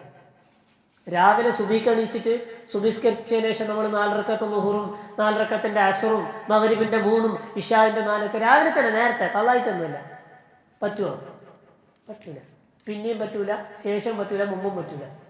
കൃത്യമായ ഇടവേള വെച്ചിട്ട് അല്ലേ, ജീവിതത്തിൻ്റെ തിരക്കുകളിലും ടെൻഷനുകളിലും ഏർപ്പെടുന്നതിനനുസരിച്ച് നമ്മളെ തണുപ്പിക്കാൻ വേണ്ടി, നമുക്ക് ആശ്വാസം പകർന്നു തരാൻ വേണ്ടിയിട്ട് കൃത്യമായ ഗ്യാപ്പ് വെച്ചിട്ടാണ് നിസ്കാരം തന്നിട്ടുള്ളത്. ആ ഭാരങ്ങളൊക്കെ, ജീവിത ഭാരങ്ങളൊക്കെ ഒന്ന് ഇറക്കി വെക്കാൻ, ആ അല്പസമയം നമ്മുടെ ശരീരത്തിൻ്റെ മുഴുവൻ അവയവങ്ങളും മനസ്സും ശരീരവും അള്ളാഹുവിൻ്റെ മുമ്പിൽ നമ്മളങ്ങനെ സമർപ്പിച്ച് തലകുത്തി നിൽക്കുന്ന സമയമല്ലേ ജീവിതത്തിൽ ഏറ്റവും ആനന്ദം കിട്ടുന്ന സമയമാണ്. സുജൂദ് കിട്ടേണ്ട സമയമാണ്. എല്ലാ ഭാരവും നമ്മൾ ഇറക്കി ആ ഒരു വേള ഒന്നിനെക്കുറിച്ചും ടെൻഷൻ അടിക്കണ്ട. കടത്തെക്കുറിച്ച് ചിന്തിക്കണ്ട, കുടുംബത്തെക്കുറിച്ച് ചിന്തിക്കണ്ട, ജോലിയെക്കുറിച്ച് ചിന്തിക്കണ്ട, രോഗത്തെക്കുറിച്ച് ചിന്തിക്കണ്ട. കണ്ണും മൂക്കും കാതും ഹൃദയവും കൈകാലുകളും ശരീരത്തിൻ്റെ ആന്തരിക ബാഹ്യ അവയവങ്ങൾ മൊത്തം മനസ്സുമൊക്കെ അള്ളാഹുവിൻ്റെ മുമ്പിൽ സമർപ്പിച്ച് കിടക്കുന്ന ഒരു കിടത്തല്ലേ. നമ്മളും അള്ളാഹും തമ്മിൽ ഏറ്റവും നല്ല റിലേഷൻഷിപ്പ് ഉണ്ടാകുന്ന സമയം എന്ന് പറഞ്ഞത് നബി സല്ലല്ലാഹു അലൈഹി വസല്ലം, അഖ്റബു മാ യകൂനുൽ അബ്ദു ഇലല്ലാഹി ഫിസ്സുജൂദ്, ഒരടിമ അള്ളാഹുമായിട്ട് ഏറ്റവും കൂടുതൽ അടുക്കുന്നത് സുജൂദിലാണ്. എന്ന് ഫീൽ ചെയ്തിട്ടുണ്ടോ? സുജൂദിൽ കിടക്കുമ്പോൾ നമുക്ക് അങ്ങനെ തോന്നിയിട്ടുണ്ടോ? പിന്നെ എങ്ങനെ എന്ത് ആനന്ദം കിട്ടാണ് നിസ്കാരത്തിൽ. അപ്പോൾ നിസ്കാരം എന്തിനാ നമുക്ക് തന്നെ? നമ്മുടെ വെയിറ്റും പ്രയാസങ്ങളും വിഷമങ്ങളൊക്കെ കുറക്കാൻ. ഇപ്പോഴോ നമസ്കാരം വന്നത് എന്താണ്? കുറേ ജോലിയുണ്ട്, തിരക്കുണ്ട്, അതിൻ്റെ ഇടയിൽ നിസ്കരിക്കാൻ വേണം. ആ വെയിറ്റും കൂടി തലയിലേറ്റി സൈക്കിളിൻ്റെ മേലെ ഭാണ്ഡം കയറ്റിയവരെ പോലെയാണ് നമ്മളൊക്കെ നമസ്കരിച്ചു കൊണ്ടിരിക്കുന്നത്. അപ്പം ആദ്യം നമ്മൾ അത് തിരിച്ചറിയണം. പ്രശ്നത്തിനെ തന്നെ അത് മനസ്സിലായാൽ നിസ്കാരം നമുക്ക് ഭാരമാവില്ല. മക്കളൊക്കെ നിസ്കരിക്കാൻ പോകാൻ വേണ്ടിയിട്ട് വീട്ടിൽ നിന്ന് ഇങ്ങനെ ഉമ്മ ഒച്ച എടുക്കും, ഉപ്പ് ചിലപ്പോൾ വടിയെല്ലാം എടുക്കും, പോടാ പള്ളിക്ക് പോടാന്നൊക്കെ പറഞ്ഞിട്ട് അതിങ്ങനെ നിർബന്ധിച്ചിട്ട് പറഞ്ഞേക്കും. കാരണം അവർക്ക് അറിഞ്ഞിട്ടില്ല എന്തിനാണ് ഞാൻ നിസ്കരിക്കണത് എന്ന് അറിഞ്ഞിട്ടില്ല. നിസ്കാരത്തിൽ കിട്ടേണ്ട അനുഭൂതി കിട്ടിയിട്ടില്ല. അപ്പോൾ നമ്മൾ ശ്രമിക്കേണ്ടത് ആ നിസ്കാരം എന്തിനാണെന്ന് ബോധ്യപ്പെടുത്താനും നിസ്കാരത്തിൽ ആനന്ദം കിട്ടാനും ആ മാർഗങ്ങളിലേക്ക് അവരെത്തിക്കലാണ്. അതവർക്ക് ബോധ്യപ്പെട്ട് കഴിഞ്ഞാൽ പിന്നെ നമ്മൾ പറയണ്ട. ആ സമയമാകുമ്പോൾ അല്ല എനിക്കിത് ഇപ്പോൾ പറ്റൂല, ഞാൻ നിസ്കരിച്ച് വന്നിട്ട് ചെയ്തോളാം മക്കൾ പറയും. അതാണ് നമ്മൾ മക്കളെ പഠിപ്പിക്കാനും ബോധ്യപ്പെടുത്താനും ശ്രമിക്കേണ്ടത്. അള്ളാഹു തൗഫീക്ക് നൽകട്ടെ. അത് കൊടുക്കണമെങ്കിൽ നമുക്കാദ്യം ബോധ്യപ്പെടണ്ടേ, അത് നമുക്ക് മനസ്സിലാകണ്ടേ. നിസ്കാരം എന്നത് അത് സത്യത്തിൽ പടച്ചോർക്ക് കൊടുക്കുന്നൊരു ഗിഫ്റ്റാണ് അല്ലേ. ഒരു നിസ്കാരത്തിൻ്റെ പേര് തന്നെ അതാണ്, അറിയോ? പള്ളിയിലേക്ക് ഒരാൾ കയറി വന്നാൽ ആദ്യം ചെയ്യേണ്ടത് എന്താ? തഹിയ്യത്തുൽ മസ്ജിദ്. എന്താ തഹിയ്യത്ത് എന്ന് പറഞ്ഞാൽ? കാണിക്കാം, ഗിഫ്റ്റ്. നിസ്കാരത്തിൽ നമ്മൾ 5 നേരം നിസ്കാരത്തിൽ നമ്മൾ പറയുന്നത് എന്താണ്? ഇരുന്നിട്ട് ലാസ്റ്റ് അത്തഹിയ്യാത്തുൽ മുബാറകാത്തു സ്വലവാത്തു ത്വയ്യിബാത്തു ലില്ലാഹ്. വേറൊരു റിപ്പോർട്ടിൽ അത്തഹിയ്യാത്തു ലില്ലാഹ് വസ്സലവാത്ത് അത്വയ്യിബാത്ത്. വ്യത്യസ്ത റിപ്പോർട്ടുകളുണ്ട്. രണ്ടിലും അത്തഹിയ്യാത്തുണ്ട്. അള്ളാഹ്ക്ക് കൊടുക്കുന്ന സമ്മാനമാണ് നിസ്കാരം. പടച്ചോനാരാ? ഈ ലോകത്തിൻ്റെ അധിപൻ, പ്രപഞ്ചങ്ങളുടെ അധിപൻ, ജീവനുള്ളതും ഇല്ലാത്തതുമായ കോടാനുകോടി വസ്തുക്കളുടെയും സൃഷ്ടാവ്, അതിൻ്റെ നിയന്താവ്, അതിൻ്റെ സംരക്ഷകൻ, അതിൻ്റെ പരിപാലകൻ, ഈ ലോകത്തിൻ്റെ തമ്പുരാനായ രാജാവായ അള്ളാഹ്ക്ക് കൊടുക്കുന്ന ഗിഫ്റ്റാണ് നിസ്കാരം. അതിന് ക്വാളിറ്റി വേണ്ടേ? നമ്മളെ കുടുംബക്കാരെ വീട്ടിലേക്ക്, അവരെ പുതിയ വീട് കുടിയേറലിന് നമ്മൾ പോകുമ്പോൾ നമ്മളെ വീട്ടിലേക്ക് എന്തെങ്കിലും കൊണ്ടുപോകില്ലേ? എന്താ കൊണ്ടുപോവാ? ലോക്കൽ സാധനം വാങ്ങിയിട്ട് കൊണ്ടുപോവുക? ഇല്ല, ക്വാളിറ്റിയുള്ള സാധനം മാത്രമല്ല, അതിനെ കുറച്ചും കൂടി അട്രാക്റ്റീവ് ആക്കിയിട്ട് വർണ്ണക്കടലാസിലൊക്കെ പൊതിഞ്ഞിട്ട് നല്ലൊരു ബ്യൂട്ടിഫുൾ, കണ്ടാൽ തന്നെ അട്രാക്ഷൻ ഉണ്ടാക്കുന്ന രൂപത്തിലൊക്കെ കൊണ്ടുപോകും. നമ്മളൊരു ലോക്കൽ സാധനം വാങ്ങിയിട്ട് മീനിൻ്റെ കൂട്ടിലിട്ടിട്ട് കൊണ്ടുപോയാലോ വെച്ചിട്ട് ഒരു ഏറ് അല്ലേ. എന്ന് ഒരു കഥയും കൂടി പറയാം. ഉപമകളും കഥകളൊക്കെ ഖുർആനിൽ ഇഷ്ടം പോലെ ഉണ്ട്. എന്തിനാന്ന് വെച്ചാൽ പെട്ടെന്ന് മനസ്സിലാവാൻ വേണ്ടിയിട്ട്, കാര്യങ്ങൾ കൃത്യമായി ബോധ്യപ്പെടുത്താൻ പടച്ചോൻ ഉപയോഗിച്ചൊരു ശൈലിയാണ് ഉപമകൾ പറയും. ഖുർആനിൽ ഒരുപാട് കിസ്സകളുണ്ട്, മിസാലുകളുണ്ട്, ഉപമകളുണ്ട്. ഒരു നാട്ടിൽ 2 കർഷകരുണ്ടായിരുന്നു. അതിലൊരു രണ്ട് കർഷകരും ഈ ചേന ഫാമിംഗ് നടത്തുന്ന ആൾക്കാർ. ചേന അറിയില്ല, പച്ചക്കറി, ചേന കൃഷിയാണ്. രണ്ടാൾക്കും ചേന കൃഷിയാണ്. രണ്ടാളും രാവിലെ എണീച്ച് പാടത്ത് പോയി അവിടെ ചെയ്യേണ്ട കാര്യങ്ങളൊക്കെ ചെയ്ത് അതിന് വെള്ളമൊഴിച്ച് വളമിട്ട് അതിൻ്റെ ഫലങ്ങളൊക്കെ പറിച്ചെടുത്ത് കൊണ്ടുവരുമ്പോൾ മാർക്കറ്റ് കൊണ്ടുപോയിട്ട് വിൽക്കും. എന്നിട്ട് അന്നത്തെ ദിവസം കഴിഞ്ഞു കൂടും. എല്ലാ ദിവസവും അങ്ങനെ ചെയ്ത് ജീവിക്കുന്ന ആളാണ്. ഒരു ദിവസം അതിലൊരാൾ തൻ്റെ പാടത്തേക്ക് പോയിട്ട് ഈ ചേനയൊക്കെ പറിച്ചെടുക്കുന്നതിനിടയിൽ ഒരു അമിതമായ വലിപ്പത്തിലുള്ളൊരു വലിയ ചേന കിട്ടിയത്. അയാളെ കൗതുകപ്പെടുത്തുന്ന ചേനയായിരുന്നു. അത്രക്ക് വലിപ്പമുണ്ട് ആ ചേന കണ്ടപ്പോൾ തന്നെ ആ ചേനനെ വിളിച്ചത് ആനച്ചേന എന്നാണ്. അയാൾ അത്ര വലിപ്പമുള്ള ചേനയാണ്. ബാക്കി കുറേ ചേനകളൊക്കെ പറിച്ച് ഇയാൾ ഇത് വീട്ടിലേക്ക് കൊണ്ടുവന്നിട്ട് മാർക്കറ്റിലേക്ക് പോകുമ്പോൾ അയാൾക്ക് തോന്നുകയാണ്, ഇതേതായാലും ഞാൻ മാർക്കറ്റിൽ കൊണ്ടുപോയി വിൽക്കുന്നില്ല. അത് എനിക്കൊരു കൗതുകം ഉണ്ടാക്കുന്നൊരു സാധനമാണ്. ഇതിപ്പോൾ വിറ്റാൻ്റെ കയ്യിൽ നിന്ന് നഷ്ടപ്പെടുമല്ലോ, ഞാൻ കൊടുക്കണില്ല എന്ന് തീരുമാനിച്ചു. അയാൾ അത് മാത്രം വിട്ട് ബാക്കിയൊക്കെ കൊണ്ടുപോയിട്ട് വിറ്റു. ഈ ചേന ഇപ്പം എന്ത് ചെയ്യും? ഇതിപ്പോൾ കുറേ ദിവസം വെച്ച് വെക്കാനും പറ്റൂല, ചീഞ്ഞളിഞ്ഞ് പോകുമല്ലോ, ചീത്തയായി പോകും. അപ്പോൾ ഇത് കറി ഉണ്ടാക്കി തിന്നാനും അയാൾക്ക് മനസ്സ് വരുന്നില്ല ഒരു സെക്കൻഡിലേക്ക്. അങ്ങനെ അയാളിങ്ങനെ ആലോചിച്ചപ്പോൾ അയാൾ വിചാരിക്കുകയാണ്, നമ്മുടെ ഈ നാട്ടിലെ രാജാവുണ്ട്, കിങ്. ആ കിങ്ങിന് എന്ത് ചെയ്യുക? ഗിഫ്റ്റ്. അത് അദ്ദേഹം ജനങ്ങളെ സേവിക്കുകയും സ്നേഹിക്കുകയും പരിഗണിക്കുന്ന രാജാവാണ്. അപ്പോൾ അയാൾക്ക് എൻ്റെ വകയായിട്ട് സമ്മാനം കൊടുക്കാമെന്ന് അയാൾ തീരുമാനിക്കുന്നു. അങ്ങനെ ഈ ചേനനെ അയാൾ നല്ല വർണ്ണ കടലാസിലൊക്കെ പൊതിഞ്ഞിട്ട് നല്ല ഭംഗിയാക്കിയിട്ട് കൊട്ടാരത്തിലേക്ക് ഇത് കൊണ്ടുപോവാണ്. പെർമിഷൻ ചോദിക്കുകയാണ് കവാടത്തിൽ വെച്ച്. പെർമിഷൻ കിട്ടി. രാജാവിൻ്റെ മുമ്പിലേക്ക് ഈ ഗിഫ്റ്റ് ഇതുമായിട്ട് കൊണ്ടുപോയി ചെന്നു. രാജാവ് ചോദിച്ചു, എന്താണെന്ന് ചോദിച്ചു. അപ്പോൾ അദ്ദേഹം പറഞ്ഞു, ഞാനിതിൻ്റെ രാവിലെ എൻ്റെ പാടത്ത് പോയപ്പോൾ കിട്ടിയ ഒരു വലിപ്പമുള്ള ചേനയാണ്. അത് ഞാൻ എനിക്കിഷ്ടമുള്ള ഒരാൾക്ക് കൊടുക്കാം എന്ന് ഞാൻ വിചാരിച്ചപ്പോൾ നിങ്ങളാണ് എൻ്റെ മനസ്സിലേക്ക് വന്നത്. അതുകൊണ്ട് ഞാൻ നിങ്ങൾക്ക് സമ്മാനമായിട്ട് നൽകുകയാണ്. അദ്ദേഹം അത് സന്തോഷത്തോടു കൂടി സ്വീകരിച്ച് തുറന്നു നോക്കിയപ്പോൾ വലിയ ചേന. രാജാവിനും ആദ്യമായിട്ടാണ് ഇത്രയും വലിപ്പമുള്ള ചേന കാണുന്നത്. അദ്ദേഹത്തിനും കൗതുകമായി. അങ്ങനെ അദ്ദേഹം അത് കൊടുത്തിട്ട് തിരിച്ചു വരുന്ന സമയത്ത് രാജാവ് പറഞ്ഞു, നിൽക്കവിടെയാണ്, പോകാനായിട്ടില്ല. മന്ത്രിയെ വിളിച്ചിട്ട് പറഞ്ഞു, നമ്മുടെ ലോക്കറിൽ നിന്ന്, ഖജനാവിൽ നിന്ന് ഒരു സഞ്ചിയിൽ സ്വർണ്ണ നാണയവും വെള്ളി നാണയമൊക്കെ നിറച്ചിട്ട് കൊണ്ടുവരാൻ പറഞ്ഞു. അയാളത് നിറച്ചിട്ട് കൊണ്ടുവന്നിട്ട് രാജാവിൻ്റെ കയ്യിൽ ഏൽപ്പിച്ചു. രാജാവ് ഈ ഫാർമർക്ക് കൊടുക്കുകയാണ്, ഇത് നിങ്ങളെടുത്തോളൂ. ഞാനിത് നിങ്ങളടുത്ത് പൈസ ഇതൊന്നും ആഗ്രഹിച്ചിട്ടല്ല ഇത് കൊടുക്കുന്നത്, ഇത് നിങ്ങളോടുള്ള സ്നേഹത്തിൻ്റെ ഇതിൽ നിങ്ങൾക്കൊരു ഹദിയ തന്നാണ്, പൈസ അതൊന്നും വേണ്ടാന്നാണ്. അതല്ല, ഇതിപ്പോൾ നിങ്ങളെ ചേനക്ക് തന്ന പൈസ ഒന്നുമില്ല, നിങ്ങൾക്ക് എന്നോട് സ്നേഹമുള്ളതുപോലെ എനിക്ക് നിങ്ങളോട് സ്നേഹമുണ്ട്, ആ സ്നേഹത്തിൽ ഞാൻ നിങ്ങൾക്ക് തരുന്നൊരു ഹദിയാണ്, സ്വീകരിച്ചോളൂ എന്ന് പറഞ്ഞ് അങ്ങനെ അയാളത് വാങ്ങിയിട്ട് വീട്ടിലേക്ക് പോയതാണ്. അതിനുശേഷം ഈ ഫാർമറുടെ ജീവിതം എന്ന് പറയുന്നത് ഭയങ്കര ടോപ്പിലേക്ക് എത്തി പെട്ടെന്ന്. കാരണം കുറേ സ്വർണ്ണം വെള്ളിയൊക്കെ കിട്ടിയല്ലോ, ഇയാൾ വലിയ വീടൊക്കെ ഉണ്ടാക്കി വലിയ വാഹനമൊക്കെ വാങ്ങി ഭയങ്കര അടിപൊളിയായി. തൊട്ടടുത്ത് ഞാൻ പറഞ്ഞല്ലോ ചേനക്കൃഷി ചെയ്യുന്ന മറ്റൊരു ഫാർമറുണ്ട്, ഇയാൾക്ക് ഇതൊക്കെ ഒരു സുപ്രഭാതത്തിൽ പെട്ടെന്നൊരു മാറ്റം കാണുകയാണ് ഇയാളുടെ. അങ്ങനെ അയാളുടെ ഭാര്യ പറയാണ്, നിങ്ങളെന്താ മനുഷ്യ, നിങ്ങൾ കുറേ കാലമായില്ലേ ചേന കൃഷി ചെയ്യുന്നത്, നിങ്ങൾ നമ്മളപ്പുറത്തെ അയാൾ ചേന കൃഷി ചെയ്തപ്പോൾ എന്തൊക്കെ ഉണ്ടാക്കി. ഞാനും അങ്ങനെ തന്നെ ചെയ്യണത്, എനിക്കതൊന്നും ഉണ്ടാക്കാൻ പറ്റിയില്ല. നിങ്ങൾ അയാളോട് പോയി ചോദിക്കുക നിങ്ങൾ എങ്ങനെ ഉണ്ടാക്കിയത്. അങ്ങനെ ഇയാളെ ഭാര്യ പറഞ്ഞയച്ചിട്ട് ഇയാൾ ചോദിക്കുകയാണ്, നിങ്ങളെങ്ങനെ എത്ര പെട്ടെന്ന് വലിയ കോടീശ്വരനായി. ഇപ്പോൾ ഉണ്ടായ സംഭവമൊക്കെ പറഞ്ഞു. ഞാനത് ഒരു ദിവസം എനിക്ക് ചേന കിട്ടിയെന്ന്, ഒരു ചേന കൊണ്ട് ഞാൻ രാജാവിന് ഗിഫ്റ്റ് കൊടുത്തപ്പോൾ രാജാവ് എനിക്ക് കുറേ സ്വർണ്ണം വെള്ളിയൊക്കെ തന്നു, അതുകൊണ്ടാണ് ഞാൻ ഇങ്ങനെ റിച്ചായത്. മൂപ്പരും തീരുമാനിച്ചു, അങ്ങനെ ഞാൻ നമുക്കും കൊണ്ടുപോയി കൊടുക്കാമല്ലോ രാജാവിന് ചേന, ഇഷ്ടംപോലെ ഉണ്ടല്ലോ. അങ്ങനെ തൊട്ടടുത്ത ദിവസം ഇയാളെ പാടത്തേക്ക് രാവിലെ സുബഹിസ്കാരം കഴിഞ്ഞ് പോയിട്ട് ഉള്ള ചേനകളൊക്കെ പറിച്ചിട്ട് 2-3 ചാക്ക് ചേനയായി. അയാൾ ഒന്നല്ല കൊടുത്തത്, ഞാൻ ഇന്ന് കിട്ടിയ മുഴുവൻ ചേനയും കൊടുക്കാൻ പോവാണ്. അയാൾ മുഴുവൻ ചേനയും ചാക്കിലാക്കി കെട്ടിയിട്ട് ചുമന്നുകൊണ്ട് കൊട്ടാരത്തേക്ക് പോയി രാജാവിൻ്റെ മുമ്പിൽ രാജാവ് നിങ്ങൾക്കുള്ള സമ്മാനമാണെന്ന് കൊണ്ടുപോയിട്ട് വെച്ചു കൊടുത്തു. രാജാവ് തുറന്നു നോക്കുമ്പോൾ കുറേ ചേന, ചാക്ക് നിറയെ ചേന, അതിന് കോലം കെട്ടതുണ്ട്, ചെറുതുണ്ട്, വളർച്ച മുരടിച്ചതുണ്ട്, പല കോലത്തിലുള്ള ചേനകളുണ്ട്. രാജാവ് തുറന്നിട്ട് ഈ ചാക്ക് പൊക്കിയിട്ട് ഒരൊറ്റ ഏറ് ഇയാളെ മുഖത്തേക്ക്, നിങ്ങൾക്കുള്ള എൻ്റെ സമ്മാനമാണ് പിടിച്ചത് പറഞ്ഞിട്ട്. ആകെ പരിക്കായിട്ട് ഇയാൾ വീട്ടിലേക്ക് മടങ്ങിപ്പോയി സങ്കടത്തോടു കൂടി. രക്തമൊലിച്ചു വരുന്ന ഭർത്താവിനോട് വെച്ചേ ഇതെന്താ വെച്ചേ, അവിടെ പോകുമ്പോഴെങ്കിലും കൂടുകയാ? ഇല്ല, ഇത് രാജാവ് തന്ന ഗിഫ്റ്റാണ്. രണ്ടാളും കൊണ്ടുപോയി കൊടുത്ത ചേനന്നല്ലേ, എന്താ വ്യത്യാസം? എന്താണ് ഒരാളുടെ മുഖത്തേക്ക് വലിച്ചെറിഞ്ഞത്, മറ്റാളുടെ വാങ്ങിയിട്ട് സ്വർണ്ണ നാണയം വെള്ളി നാണയമൊക്കെ നിറച്ചു കൊടുത്തത്? എന്തുകൊണ്ടാ?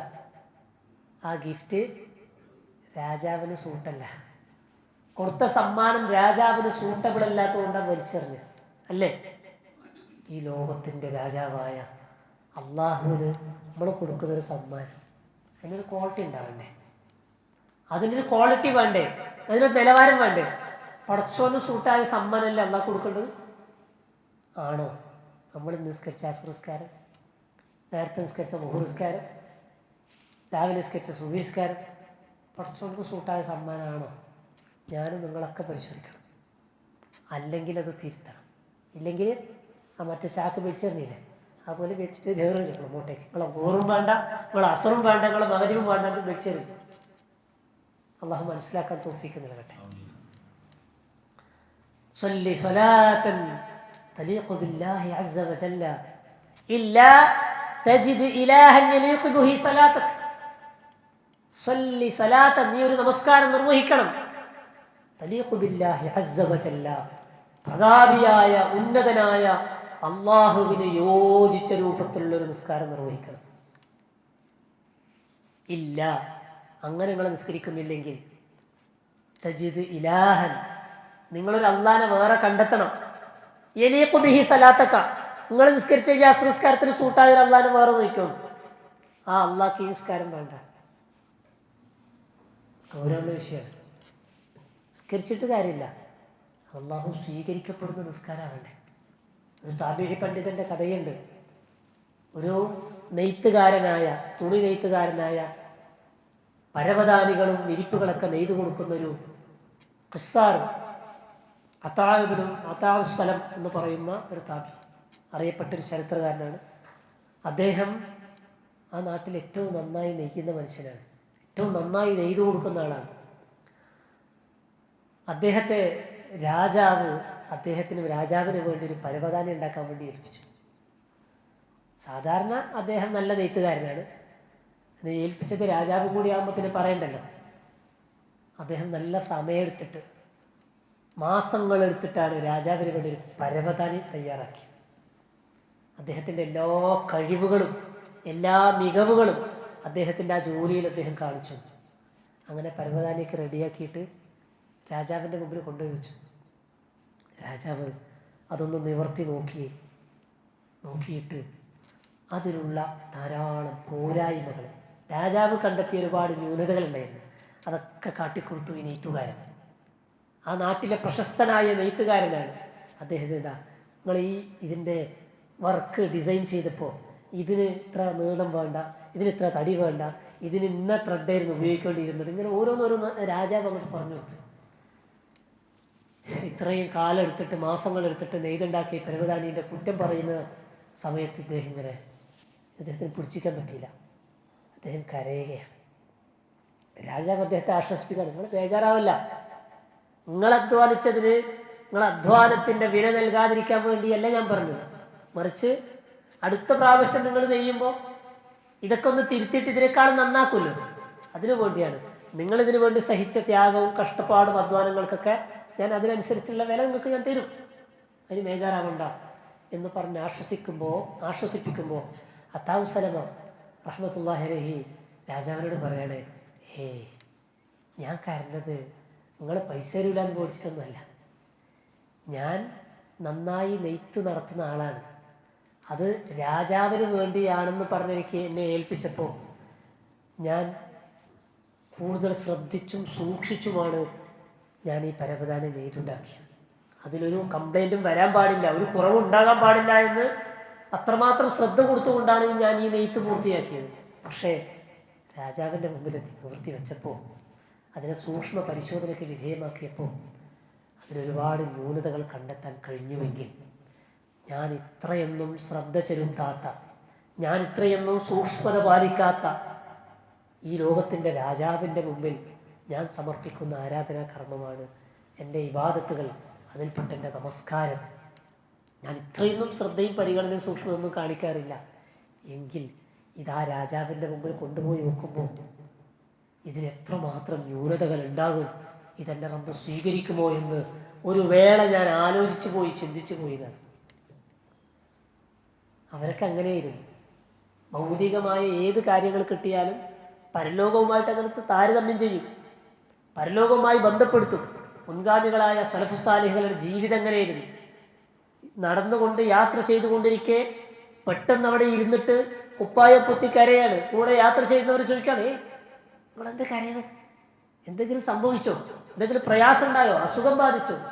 ഒന്നുമില്ല, ഞാനിങ്ങനെ നടന്നുകൊണ്ടിരിക്കുമ്പോൾ എൻ്റെ മനസ്സിലേക്ക് ഇങ്ങനെ ചിന്ത വന്നു, എൻ്റെ ലക്ഷ്യത്തിലേക്ക്, ഞാനൊരു യാത്ര ചെയ്യുന്ന ഒരു ലക്ഷ്യമുണ്ടല്ലോ, ആ ലക്ഷ്യത്തിലേക്ക് ഞാൻ എൻ്റെ ഓരോ കാൽപ്പടിയും ഓരോ ചവിട്ടുപടിയും വെക്കുമ്പോൾ ഞാൻ എൻ്റെ ലക്ഷ്യത്തിലേക്ക് അടുക്കുകയാണ്.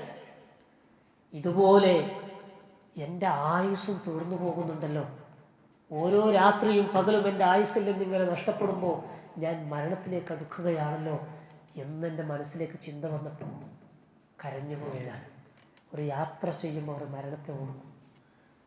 അങ്ങനെയാണ്. എത്ര വലിയ കച്ചവടക്കാരനാണ്, നെയ്ത്തുകാരനാണ്, അദ്ദേഹത്തിൻ്റെ അധ്വാനത്തിന് പരിശ്രമിച്ചുണ്ടാക്കിയ സാധനം കൊണ്ടുവയ്ക്കുമ്പോൾ അതിൻ്റെ ന്യൂനതകൾ പറയുമ്പോൾ അദ്ദേഹത്തിന് ചിന്ത പോയത് എങ്ങോട്ടേക്കാണ്? അള്ളാഹുവിൻ്റെ മുമ്പിൽ നമ്മുടെ ആരാധനകളൊക്കെ കൊണ്ടുപോയി സമർപ്പിക്കുമ്പോൾ എന്തായിരിക്കും സത്യത്തിൽ നമ്മളൊക്കെ അവസ്ഥ? നമ്മുടെ കർമ്മങ്ങൾ അള്ളാഹുവിൻ്റെ മുമ്പിൽ വിചാരണ കോടതിയിൽ വെച്ച് പരിശോധിക്കപ്പെടുമ്പോൾ അത് സ്വീകരിക്കപ്പെടുമോ? പരിശുദ്ധ റമളാൻ കഴിഞ്ഞിട്ട് പെരുന്നാളിൻ്റെ അന്ന് പോലും കരഞ്ഞ സഹാബത്തുണ്ട്. മഹാനായ ഉമർ ഇബ്നു അബ്ദുൽ അസീസ് അദ്ദേഹം പെരുന്നാളിൻ്റെ ഖുതുബയിൽ ഊന്നി പറഞ്ഞതാണ്, നിങ്ങൾ ചെയ്യാൻ പറ്റാത്തതിൻ്റെ പേരിൽ സങ്കടപ്പെടേണ്ട, ചെയ്തത് സ്വീകരിക്കുമോ എന്നതിനെക്കുറിച്ചാണ് നിങ്ങൾ ആകുലപ്പെടേണ്ടത്, അതിനെക്കുറിച്ചാണ് നിങ്ങൾ ചിന്തിക്കേണ്ടത്. കരഞ്ഞ സഹാബത്തുണ്ട്, കരഞ്ഞ താബീകളുണ്ട്. പെരുന്നാളിൻ്റെ അന്ന് സന്തോഷിക്കുന്ന സമയത്ത് കരഞ്ഞു പോയവർ. ഇത് സ്വീകരിക്കുമോ എന്നോർത്തിട്ട് നമ്മുടെ ജീവിതത്തിൽ ഒരിക്കലെങ്കിലും ഏതെങ്കിലും നിസ്കാരം കഴിഞ്ഞിട്ടായിട്ട് ഇത് കുറച്ച് സ്വീകരിക്കുമോ എന്നൊരു ചിന്ത വന്നിട്ടുണ്ടോ? സ്വീകരിക്കപ്പെടാനുള്ള ശ്രദ്ധ ചെലുത്താൻ നമ്മളെ കൊണ്ട് കഴിഞ്ഞിട്ടുണ്ടോ? ഗൗരവത്തിൽ ആലോചിക്കണം. അപ്പം നമസ്കാരത്തിൽ ഭക്തി ഉണ്ടാവുക എന്ന് പറയുന്നത് ആ നമസ്കാരം സ്വീകരിക്കപ്പെടാനും പരലോകത്ത് രക്ഷപ്പെടാനുമുള്ള മാർഗ്ഗം. പരിശുദ്ധ ഖുർആനിൽ സത്യവിശ്വാസികൾ എന്നൊരു സൂറത്തില്ലേ, സൂറത്തുൽ മുഅ്മിനൂൻ. ആ സൂറത്ത് അന്ന് തുടങ്ങുന്നത് എങ്ങനെ? ഖദ് അഫ്ലഹൽ മുഅ്മിനൂൻ, സത്യവിശ്വാസികൾ വിജയിച്ചിരിക്കുന്നു. തൊട്ടടുത്തായിട്ട് എന്താ? അല്ലദീന ഹും ഫീ സ്വലാത്തിഹിം ഖാശിഊൻ, എങ്ങനെയുള്ള സത്യവിശ്വാസികളെ വിജയിക്കുക? നമസ്കരിക്കുന്ന സത്യവിശ്വാസികൾ വിജയിച്ചിരിക്കുന്നു എന്നാണോ? അതല്ല. അല്ലദീന ഹും ഫീ സ്വലാത്തിഹിം ഖാശിഊൻ, ഖാശിഈകളായി നമസ്കരിക്കുന്നവർ. അങ്ങനെയാണെങ്കിൽ ആ വിജയിച്ച സത്യവിശ്വാസികൾ ഞാനും നിങ്ങളും പെടും. നമ്മുടെ നമസ്കാരത്തിന് ഖുശൂ ഉണ്ടോ? ഇതൊക്കെ ആലോചിക്കേണ്ടതില്ലേ? നമ്മുടെ ജീവിതത്തിൽ ഏറ്റവും കൂടുതൽ ശ്രദ്ധ ചെലുത്തേണ്ടത് നമസ്കാരം ശരിയാക്കാനാണ്. നമസ്കാരത്തിൻ്റെ കാര്യത്തിലാണ്. ഹിജ്റയുടെ 23-ാമത്തെ കൊല്ലം റസൂലുള്ളാഹി സ്വല്ലല്ലാഹി അലൈഹി വസല്ലമ വഫാത്തായിട്ട് 13 കൊല്ലം, 3 കൊല്ലത്തോളം, 3 കൊല്ലത്തിനടുത്ത് അബൂബക്കർ റളിയല്ലാഹു അൻഹു ഖലീഫയായി. പിന്നീടുള്ള 10 കൊല്ലം ഉമർ റളിയല്ലാഹു അൻഹു ഖലീഫയായി. അതിൻ്റെ ഖിലാഫത്തിൻ്റെ അവസാന ഘട്ടം ഉമർ റളിയല്ലാഹു അൻഹു ആണ് മദീനത്തെ പള്ളിയിലെ ഇമാമ്. സുബ്ഹി നിസ്കാരത്തിന് ഇമാമത്തൊക്കെയാണ് ഉമർ റളിയല്ലാഹു അൻഹു. സഹാബത്ത് പിന്നിൽ നിൽക്കുകയാണ്. നമസ്കാരത്തിലേക്ക് പ്രവേശിച്ചു, സുബ്ഹി നിസ്കാരത്തിലേക്ക്. സഹാബത്തൊക്കെ കൈയ്യട്ടി.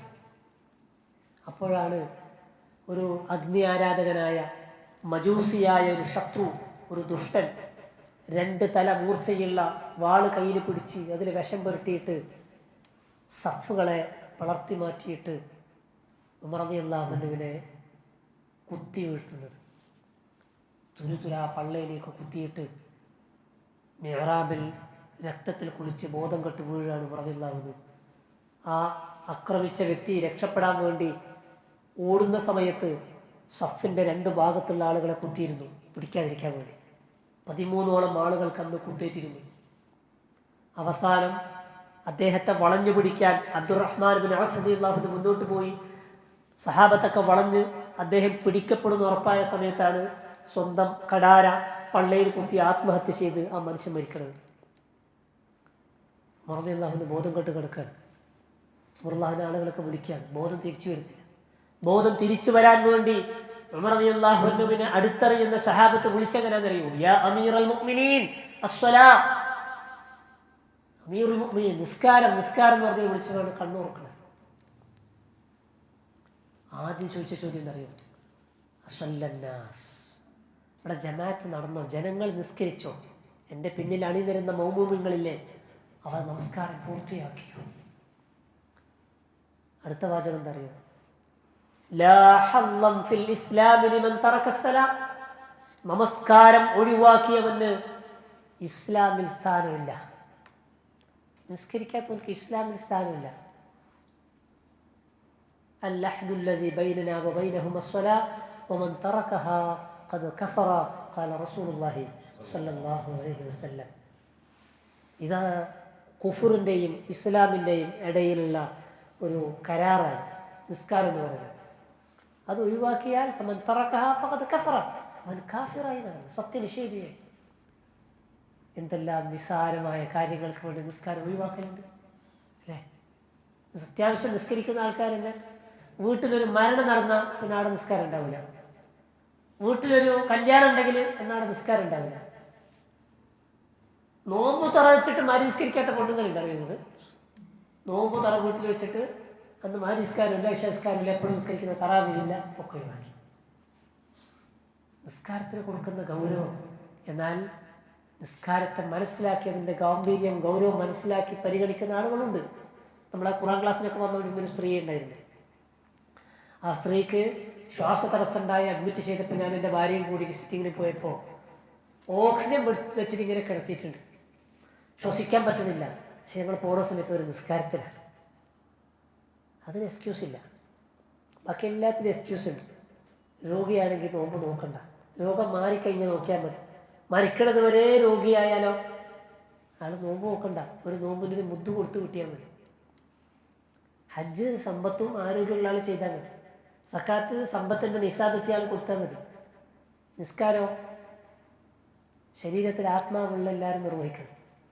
മരിച്ചിട്ടില്ലെങ്കിൽ നിസ്കരിക്കണം അല്ലേ? ഒരു എക്സ്ക്യൂസും ഇല്ല. ഖളാ വീട്ടാൻ പറ്റുമോ നിസ്കാരം? ഖളാ എന്ന് പറഞ്ഞാൽ എന്താ പറയുക അർത്ഥം? എന്താ സമയം തെറ്റി നിസ്കരിക്കുന്നതിനല്ല ഖളാ എന്ന് പറയല്. അറബിയിലെ ഖളാ എന്ന പദത്തിൻ്റെ അർത്ഥം നിർവഹിക്കുക എന്നാണ്. ഖളാ എന്ന് പറഞ്ഞാൽ വീട്ടുക. നമ്മൾ സമയം തെറ്റിയിട്ട് വീട്ടുന്നതിനെയാണ് ഖളാ എന്ന് പറയാം. നിസ്കാരത്തിൻ്റെ പ്രാധാന്യം പറയാനുള്ള സമയം നമ്മൾ ഈ ഒരു വിഷയത്തിൽ ഒതുങ്ങാത്തോട് ഞാൻ ഭാഗത്തേക്ക് കൂടുതൽ പോകുന്നില്ല. നിസ്കാരം സമയത്ത് നിർവഹിക്കേണ്ട സമയബന്ധിതമായ ഇബാദത്താണ്. നമ്മൾ ആദ്യം മനസ്സിലാക്കുക. ഇന്ന സ്വലാത്ത കാനത്ത് അലൽ മുഅ്മിനീന കിതാബൻ മൗഖൂത. വഖ്ത് നിർണ്ണയിക്കപ്പെട്ട നിർബന്ധമാക്കപ്പെട്ട ഇബാദത്താണ് നിസ്കാരം. അതുകൊണ്ടാണ് ആ നിസ്കാരത്തിന് അല്ലാഹു കൊടുത്ത പേര് തന്നെ എന്താണ്? വഖ്തിൻ്റെ പേര്. മഗ്രിബ് എന്ന് പറഞ്ഞാൽ ആ അർത്ഥം എന്താ? സൂര്യാസ്തമയം. സൂര്യാസ്തമയം എന്നാണ് 3 റക്അത്തിന്റെ പേര്. ഡിന്നർ എന്നാണ് 4 റക്അത്ത് നിസ്കാരത്തിന്റെ പേര്. രാത്രി നിസ്കരിക്കുന്ന നിസ്കാരത്തിന്റെ പേരും ഭക്ഷണത്തിന്റെ പേരും അതന്നെ. അഷാ എന്ന് പറഞ്ഞാൽ ഡിന്നർ, അതന്നെയാണ് നിസ്കാരത്തിൻ്റെയും പേര്. പ്രഭാതത്തിന്റെ പേരാണ് ഫജ്ർ, സുബ്ഹി. നിസ്കാരത്തിന്റെ പേര് സമയത്തിന്റെ പേരാണ്. ഉച്ചക്കെല്ലാം ഓരോരുത്തർ വന്നിട്ട് ഇങ്ങനെ കൈവക്കിയിട്ട് അല്ലാഹു മഹദി എന്നൊക്കെ പറഞ്ഞ ആളുകളുണ്ട്. സുബഹിസ്കരിക്കുക മുഹറിന് വന്നിട്ടൊക്കെ അല്ലാഹു കിട്ടുക, ഫൗത്താവുക എന്നാണ് പറയാം. നിസ്കാരം ഫൗത്തായ പിന്നെ തിരിച്ചു കിട്ടില്ല, നഷ്ടപ്പെട്ടു പോയാൽ. വിഷയത്തിൽ നിന്ന് തെന്നി മാറിപ്പോകുന്നതുകൊണ്ട് ഞാൻ ഭാഗത്തേക്ക് പോകുന്നില്ല.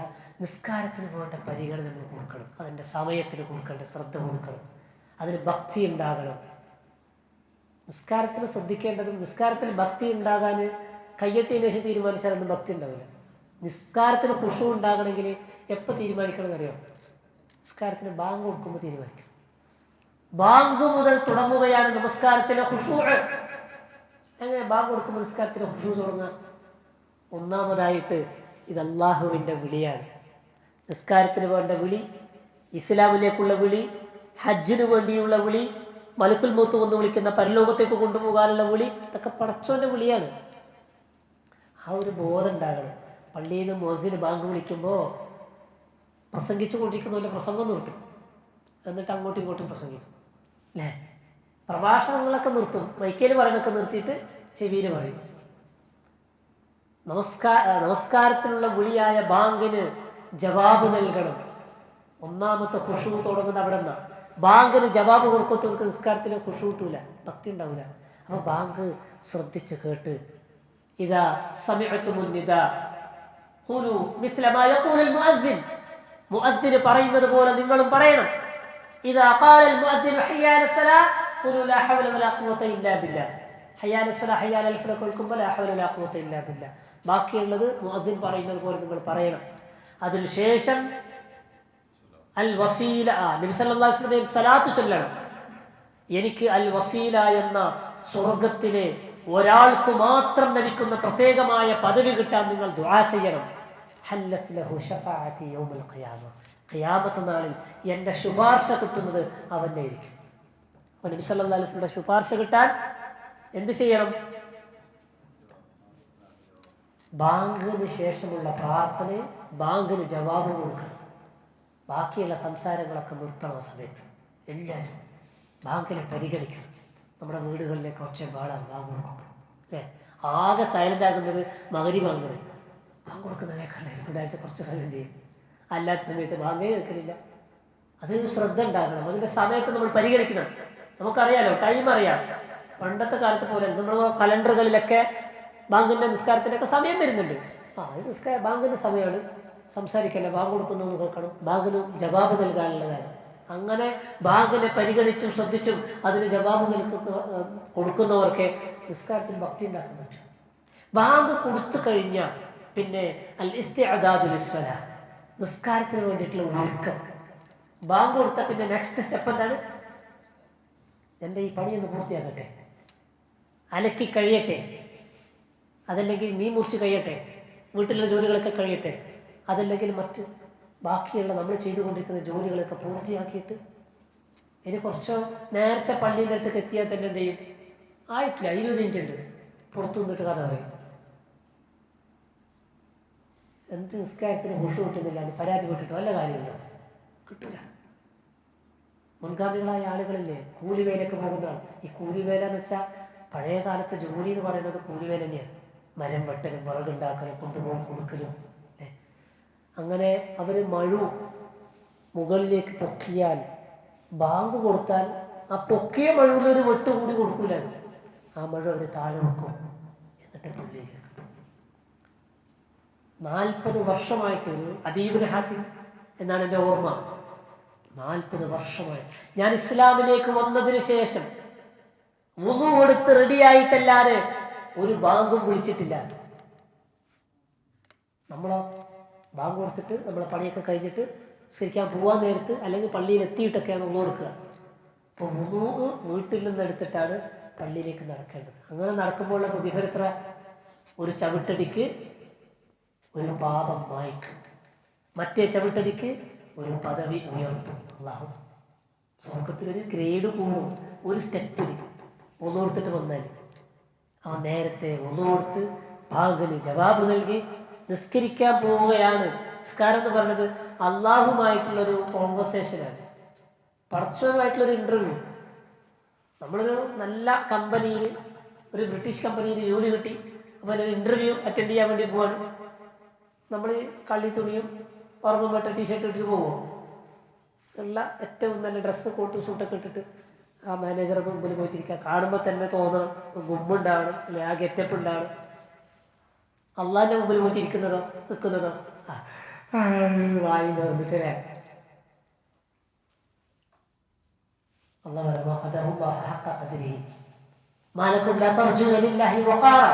അള്ളാഹുവിന് നിങ്ങളൊരു ഗാംഭീര്യം കൊടുക്കുന്നില്ലേ, ഒരു ബഹുമാനം നിങ്ങൾ കൊടുക്കുന്നില്ലേ നമ്മൾ ചോദിക്കുന്നുണ്ട്. അപ്പോൾ നമസ്കാരത്തിന് ഒരുങ്ങണം. നല്ല വസ്ത്രം ഉള്ളതിന് നല്ല വൃത്തിയുള്ള വസ്ത്രം ധരിച്ച് സുഗന്ധമൊക്കെ പൂശി അതിന് റെഡിയായിട്ട് നമ്മൾ പോവുക. ചില ആൾക്കാർ നിസ്കാരം തുടങ്ങിയെന്ന് കണ്ടാൽ ബൈക്കും കാറൊക്കെ നിർത്തി ഓട്ടോ കൊടുക്കൽ ഓടി വന്നിട്ട് കഴിയട്ടെ. അതെന്താ ലാസ്റ്റ് ആയത്താണ് ഓടുന്നുള്ളത്. അപ്പം എന്ത് ചെയ്യും? ഇമാം റൂമിലേക്ക് പോയാൽ പിന്നെ റക്കഅത്ത് മിസ്സായി കൊണ്ടാന്ന് വെച്ചിട്ട് ഈ ഓടി വന്നിട്ട് പറഞ്ഞു, നിസ്കാരത്തിന് വേണ്ടി വിളിക്കപ്പെട്ടാൽ നിങ്ങൾ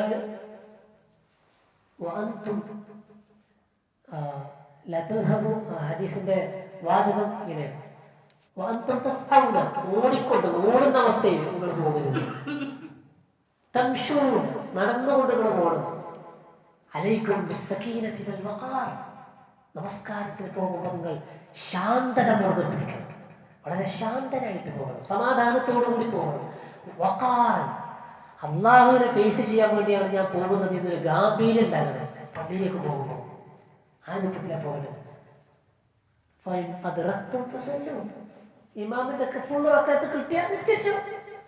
നഷ്ടപ്പെട്ടാലോ ഓടിപ്പിടിച്ചിട്ട് നഷ്ടപ്പെടുന്ന റക്അത്തിനെ പിടിക്കാൻ നിൽക്കണ്ട. നിങ്ങൾക്ക് ഒന്നോ രണ്ടോ റക്അത്ത് മിസ്സായി പോയാൽ ഇമാം സലാം വീട്ടിയതിന് ശേഷം എഴുന്നേറ്റ് അതിനെ പൂർത്തിയാക്കിക്കോ. അതിന് നിങ്ങൾ വലിയ ടെൻഷൻ അടിച്ചിട്ട് ഫുള്ള് കിട്ടാൻ വേണ്ടിയിട്ട് ഓടിക്കതിച്ചൊന്നും പോകാൻ പാടില്ല എന്ന് എത്രയോ ആളുകളുണ്ടല്ലേ അങ്ങനെ. അതിൻ്റെ ഗാംഭീര്യം അറിയില്ല. അപ്പം അങ്ങനെ വന്നാലോ നിസ്കാരത്തിനൊരു ഭക്തി ഉണ്ടാവില്ല, ഒരു ഖുശൂ ഉണ്ടാവില്ല. ഇനി നമസ്കാരത്തിലേക്ക് പ്രവേശിച്ചു കഴിഞ്ഞാൽ അള്ളാഹുമായിട്ടുള്ള കോൺവെർസേഷൻ, പടച്ചവനുമായിട്ടുള്ള കോൺവെർസേഷനാണ്. ഒരു കോൺവെർസേഷൻ എന്ന് പറയുമ്പോൾ അങ്ങോട്ടും ഇങ്ങോട്ടും ഉണ്ടാവും ഒരു സംസാരം. വൺ വേ ടോക്ക് അല്ലല്ലോ. നിസ്കാരത്തിൽ അങ്ങനെ ഒരു ടു വേ ടോക്ക് ഉണ്ടോ? ഉണ്ട്. നമസ്കാരത്തിൽ നമ്മൾ പറയുന്നതിന് അള്ളാഹു മറുപടി തരുന്നുണ്ട്. ഇത് ഖുദ്സിയായ ഹദീസാണ്. ഖുദ്സിയായ ഹദീസ് എന്ന് പറഞ്ഞാൽ അള്ളാഹു പറഞ്ഞതായ വാചകം, പ്രവാചകന്റെ വാക്കുകളല്ല, അല്ല പറഞ്ഞു എന്ന് പറഞ്ഞ് റസൂലുള്ള പറഞ്ഞ വാക്കുകളാണ്. ഖാല അല്ലാഹു തആല ഹദീസിന്റെ തുടക്കത്തിലുണ്ടാവും. അങ്ങനെ വന്ന ഹദീസാണ്. ഖാല അല്ലാഹു തആല, അല്ലാഹു തആല പറഞ്ഞു, ഖസംതു സ്വലാത്തി ബൈനി വ ബൈന അബ്ദി, അല്ല പറയാണ് ഞാൻ നിസ്കാരത്തിന് എനിക്കും എൻ്റെ അടിമക്കും ഇടയിൽ രണ്ടായി പകുത്തിരിക്കുന്നു. വീരിച്ചിരിക്കാൻ നിസ്കാരത്തിനെ സ്പ്ലിറ്റാക്കി, ഞങ്ങൾക്കുണ്ട് അടിമക്കുണ്ട്, നിസ്കരിക്കുന്ന ആൾക്കുണ്ട് നിസ്കാരം. എന്നിട്ട് പറയാണ്, ഇദാ ഖാലൽ അബ്ദ്, അടിമ നമസ്കാരത്തിൽ പറയുകയാണ് അൽഹംദുലില്ലാഹി റബ്ബിൽ ആലമീൻ എന്ന് അടിമ പറയുമ്പോൾ ഖാലല്ലാഹ് ഹമിദനി അബ്ദി, നമ്മൾ അൽഹംദുലില്ലാഹി റബ്ബിൽ ആലമീൻ എന്ന് പറയുമ്പോൾ അള്ളാൻ്റെ റെസ്പോണ്ട് ഉണ്ട്, അള്ളാൻ്റെ റീപ്ലൈ ഉണ്ട്. ഹമിദനി അബ്ദി, ഇതാ എൻ്റെ അടിമ എന്നെ സ്തുതിച്ചിരിക്കുന്നു. ആ റീപ്ലൈ പ്രതീക്ഷിച്ചിട്ടാണ് നമ്മൾ പറയേണ്ടത്. എൻ്റെ അടിമ എന്നെ സ്തുതിച്ചു എന്ന് അല്ല പറയുന്നതിനെ പ്രതീക്ഷിച്ചു കൊണ്ടാണ് നമ്മൾ, അതിനെ ചിന്തിച്ചുകൊണ്ട് ഞാനിപ്പോൾ അള്ളാനോട് ഇത് പറയാണ്, ഇപ്പം അള്ളാനോട് എന്നോട് ഇങ്ങോട്ട് ഇങ്ങനെ പറയുന്നു, പ്രതീക്ഷ വേണം. അപ്പോഴൊരു കോൺവെർസേഷനാണ്. ഇദാ ഖാല അർറഹ്മാനിർ റഹീം എന്ന് പറയുമ്പോൾ അല്ല പറയാൻ അസ്നാ അലയ്യ അബ്ദി, എൻ്റെ ദാസൻ എന്നെ പുകഴ്ത്തിയിരിക്കുന്നു. വഇദാ ഖാല മാലികി യൗമിദ്ദീൻ, അടിമ മാലികി യൗമിദ്ദീൻ എന്ന് പറയുമ്പോൾ മജ്ജദനി അബ്ദി, എൻ്റെ അടിമ എന്നെ പുകഴ്ത്തിയിരിക്കുകയാണ്, ഞാൻ മാലിക്കാണ്, ഞാൻ രാജാവാണ്, ഉടമസ്ഥനാണ് എന്നൊക്കെ പറഞ്ഞ് എൻ്റെ അടിമ എന്നെ പുകഴ്ത്തിയിരിക്കുന്നു. നല്ല പറയാം നമ്മളോട്. ഇദാ ഖാല ഇയ്യാക നഅ്ബുദു വ ഇയ്യാക നസ്തഈൻ, അടിമ ഇയ്യാക നഅ്ബുദു നിന്നെ മാത്രം ഞങ്ങൾ ആരാധിക്കുന്നു, വ ഇയ്യാക നസ്തഈൻ നിന്നോട് മാത്രം ഞങ്ങൾ സഹായം തേടുന്നു എന്ന് പറഞ്ഞാൽ അല്ലാഹ് പറയാണ് ഹാദാ ബൈനി വ ബൈന അബ്ദി. അതാണ് പറഞ്ഞത് ഈ ഹദീസിന്റെ തുടക്കത്തിൽ ഖസംതു സ്വലാത്ത ബൈനി വ ബൈന അബ്ദി എന്ന് പറഞ്ഞത് ഈ വാചകത്തെയാണ്. ഇത് ഞാനും ആ നിസ്കരിക്കുന്ന ഓനും തമ്മിലുള്ളൊരു കരാറാണ് ഇപ്പൊ പറഞ്ഞത്. നിന്നെ മാത്രമേ ഞങ്ങൾ ആരാധിക്കൂ, നിന്നോട് മാത്രമേ ഞങ്ങൾ സഹായം തേടൂ. ആരാധന അല്ലാഹ്ക്ക്, സഹായം ഞമ്മക്ക്. ഖസംതു സ്വലാത്ത ബൈനി വ ബൈന അബ്ദി. എന്നിട്ട് അല്ലാഹ് പറയാണ് ഹാദാ ബൈനി വ ബൈന അബ്ദി വലി അബ്ദി മാ സഅല. അടിമ എന്താണ് ചോദിക്കുന്നത് അത് അടിമക്ക് കിട്ടും. അടിമ ചോദിക്കുന്നത് ഞാൻ അടിമക്ക് കൊടുക്കും അപ്പുറം പ്രോമിസ് ആക്കി അല്ലാഹ്. ഈ പ്രോമിസോട്, ഈ കരാറോട് കൂടി അല്ലാഹ് നമുക്ക് ഓഫർ തന്നു, വലിയ അബ്ദി മാ സഅല, അടിമ ചോദിക്കുന്നത് കൊടുക്കും. അപ്പോഴാണ് നമ്മുടെ ചോദ്യം പോകുന്നത്. അള്ളാന്റെ റീപ്ലൈ കിട്ടിയതിന് ശേഷം നമ്മൾ അങ്ങോട്ടേക്ക് ചോദിക്കാണ് ഇഹ്ദിന സിറാത്തൽ മുസ്തഖീം സിറാത്തൽ ലദീന അൻഅംത അലൈഹിം ഗൈറിൽ മഗ്ദൂബി അലൈഹിം വലദ്ദാല്ലീൻ. എന്താ? നീ ഞങ്ങളെ സിറാത്തുൽ മുസ്തഖീമിലൂടെ നയിക്കണമേ, എന്നെ കാണിച്ചു തരണമേന്നല്ല, നീ നയിക്കണമേ. ഏത് പാത? സിറാത്തുൽ ലദീന അൻഅംത അലൈഹിം, നീ അനുഗ്രഹിച്ചവരുടെ. ആരാ നീ അനുഗ്രഹിച്ചവർ? അൻഅമല്ലാഹു അലൈഹിം മിനൻ നബിയ്യീൻ വസ്സുദ്ദീഖീൻ വശുഹദാ വസ്സാലിഹീൻ. ഖുർആൻ പറഞ്ഞതാണ് അനുഗ്രഹിച്ചവരാരാണ്. അവരുടെ കൂടെ സിറാത്തുൽ ലദീന അൻഅംത അലൈഹിം, അവരുടെ പാതയിൽ നീ ഞങ്ങളെ ചേർക്കണേ. ഗൈറിൽ മഗ്ദൂബി അലൈഹിം, കോപത്തിനിരയായവരുടെ പാതയിലല്ല. നിന്റെ കോപം ഏറ്റുവാങ്ങിയ ആൾക്കാരുണ്ട്, ജൂതന്മാരുടെ കൂട്ടത്തിൽ പെടുത്തില്ല എന്ന് പറഞ്ഞാൽ അള്ളാഹു അവരോട് കോപിക്കാൻ ചില കാരണങ്ങളുണ്ട്. ഖുർആനിലും ഹദീസിലും പരാമർശിച്ച കുറെ കാരണങ്ങളുണ്ട്. ആ കാരണങ്ങൾ കൊണ്ടാണ് അവർക്ക് അള്ളാഹിന്റെ കോപം കിട്ടിയത്. അപ്പൊ ആ പ്രവർത്തനങ്ങൾ നമ്മുടെ ഭാഗത്ത് വന്നാൽ നമ്മൾ ജൂതനാകണമെന്നില്ല അള്ളാഹിന്റെ കോപത്തിനിരയാകാൻ. അവർ ചെയ്ത പ്രവൃത്തി ചെയ്താൽ മതി. ഇത് നിസ്കാരത്തില് 17 തവണ അതിന് പെടുത്തില്ലേ എന്ന് പ്രാർത്ഥിക്കുന്നു, പക്ഷെ അള്ളാഹുവിന്റെ കോപം കിട്ടുന്ന കാര്യങ്ങളൊക്കെ ചെയ്യുന്നു. കാഞ്ഞങ്ങാട്ടേക്കുള്ള ബസ്സിൽ കയറി പോകേണ്ടത് മംഗലാപുരത്തേക്ക്, ഇതുപോലെയാണ്. പ്രാർത്ഥിക്കുന്നു, കുറച്ചുകൂടെ മംഗലാപുരത്തേക്കുള്ളത്, കാര്യം നിർത്തുമോ? ഇല്ല, ആ ബസ് കയറണ്ടേ. കോപത്തിനിരയായവരിൽ പെടുത്തല്ലേ എന്ന് പ്രാർത്ഥിച്ചിട്ട് കാര്യമില്ല. അള്ളാഹുവിന്റെ കോപം കിട്ടാനുള്ള പ്രവർത്തനങ്ങൾ അത് മറ്റൊരു വിഷയമാണ്, പഠിക്കേണ്ടതാണ്. ഫാത്തിഹയുടെ തഫ്സീർ എടുത്ത് പരിശോധിച്ച് നോക്കിയാൽ കാണുങ്ങൾ. ഫാത്തിഹയുടെ തഫ്സീർ വായിക്കുന്ന സമയത്ത് ആ 2 ആയത്തിന്റെ വിശദീകരണത്തിൽ വിശദമായിട്ട് പരാമർശിക്കുന്നുണ്ട് അള്ളാഹുവിന്റെ കോപം കിട്ടുന്ന പ്രവർത്തനങ്ങൾ എന്തൊക്കെയാണ്. വഴികേടിലായി ക്രൈസ്തവൻ, വഴിപിഴച്ചവരിൽ പെടുത്തല്ലേ എന്ന് പറയുന്നു. അവർ വഴികേടിലാവാനുള്ള കാരണങ്ങൾ ഇന്നൊക്കെയാണെന്നൊക്കെ പറയുന്നുണ്ട്. അത് നമ്മളെ ഭാഗത്തുനിന്ന് വന്നാൽ നമ്മളും വഴികേടിലാകും. പ്രാർത്ഥിച്ചത് കൊണ്ടായില്ല. ഏറ്റവും സുപ്രധാനമായ പ്രാർത്ഥനയാണ് നമസ്കാരത്തിൽ ചോദിക്കുന്ന പ്രാർത്ഥന ഒരു വിശ്വാസിയെ സംബന്ധിച്ചിടത്തോളം. അതുകൊണ്ടാണ് സൂറത്തുൽ ഫാത്തിഹക്ക് സൂറത്തുൽ ദുആ എന്ന പേരുണ്ട്.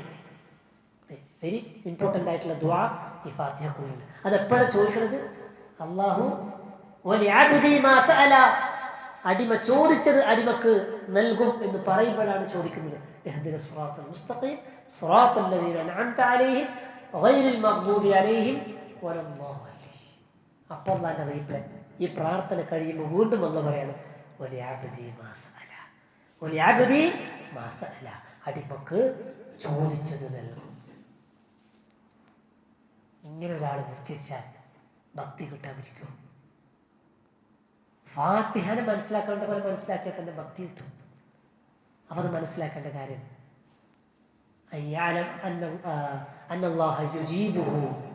നമസ്കാരത്തിൽ അള്ളാഹു എനിക്ക് ഉത്തരം നൽകുന്നു എന്ന് തിരിച്ചറിയലാണ് നമസ്കാരത്തിൽ ഖുശൂ കിട്ടാനുള്ള മറ്റൊരു മാർഗം.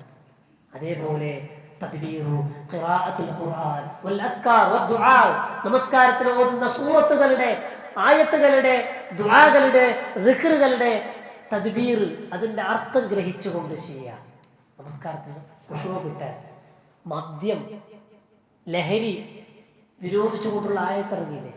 ആയത്തിറങ്ങുന്നതിന് മുമ്പ് ഖുർആനിൽ കള്ള് നിരോധിക്കാതെ കള്ളു കുടിച്ചുകൊണ്ട് നിസ്കരിക്കേണ്ടെന്ന് പറഞ്ഞൊരു ആയത്തിറങ്ങിയിരുന്നു. ആദ്യഘട്ടം എന്ന നിലക്ക് ലാ തഖറബുസ് സ്വലാത വഅൻതും സുകാറ, നിങ്ങൾ മസ്ത് പിടിച്ചവരായിട്ട് നിസ്കാരത്തിലേക്ക് എടുക്കരുത്.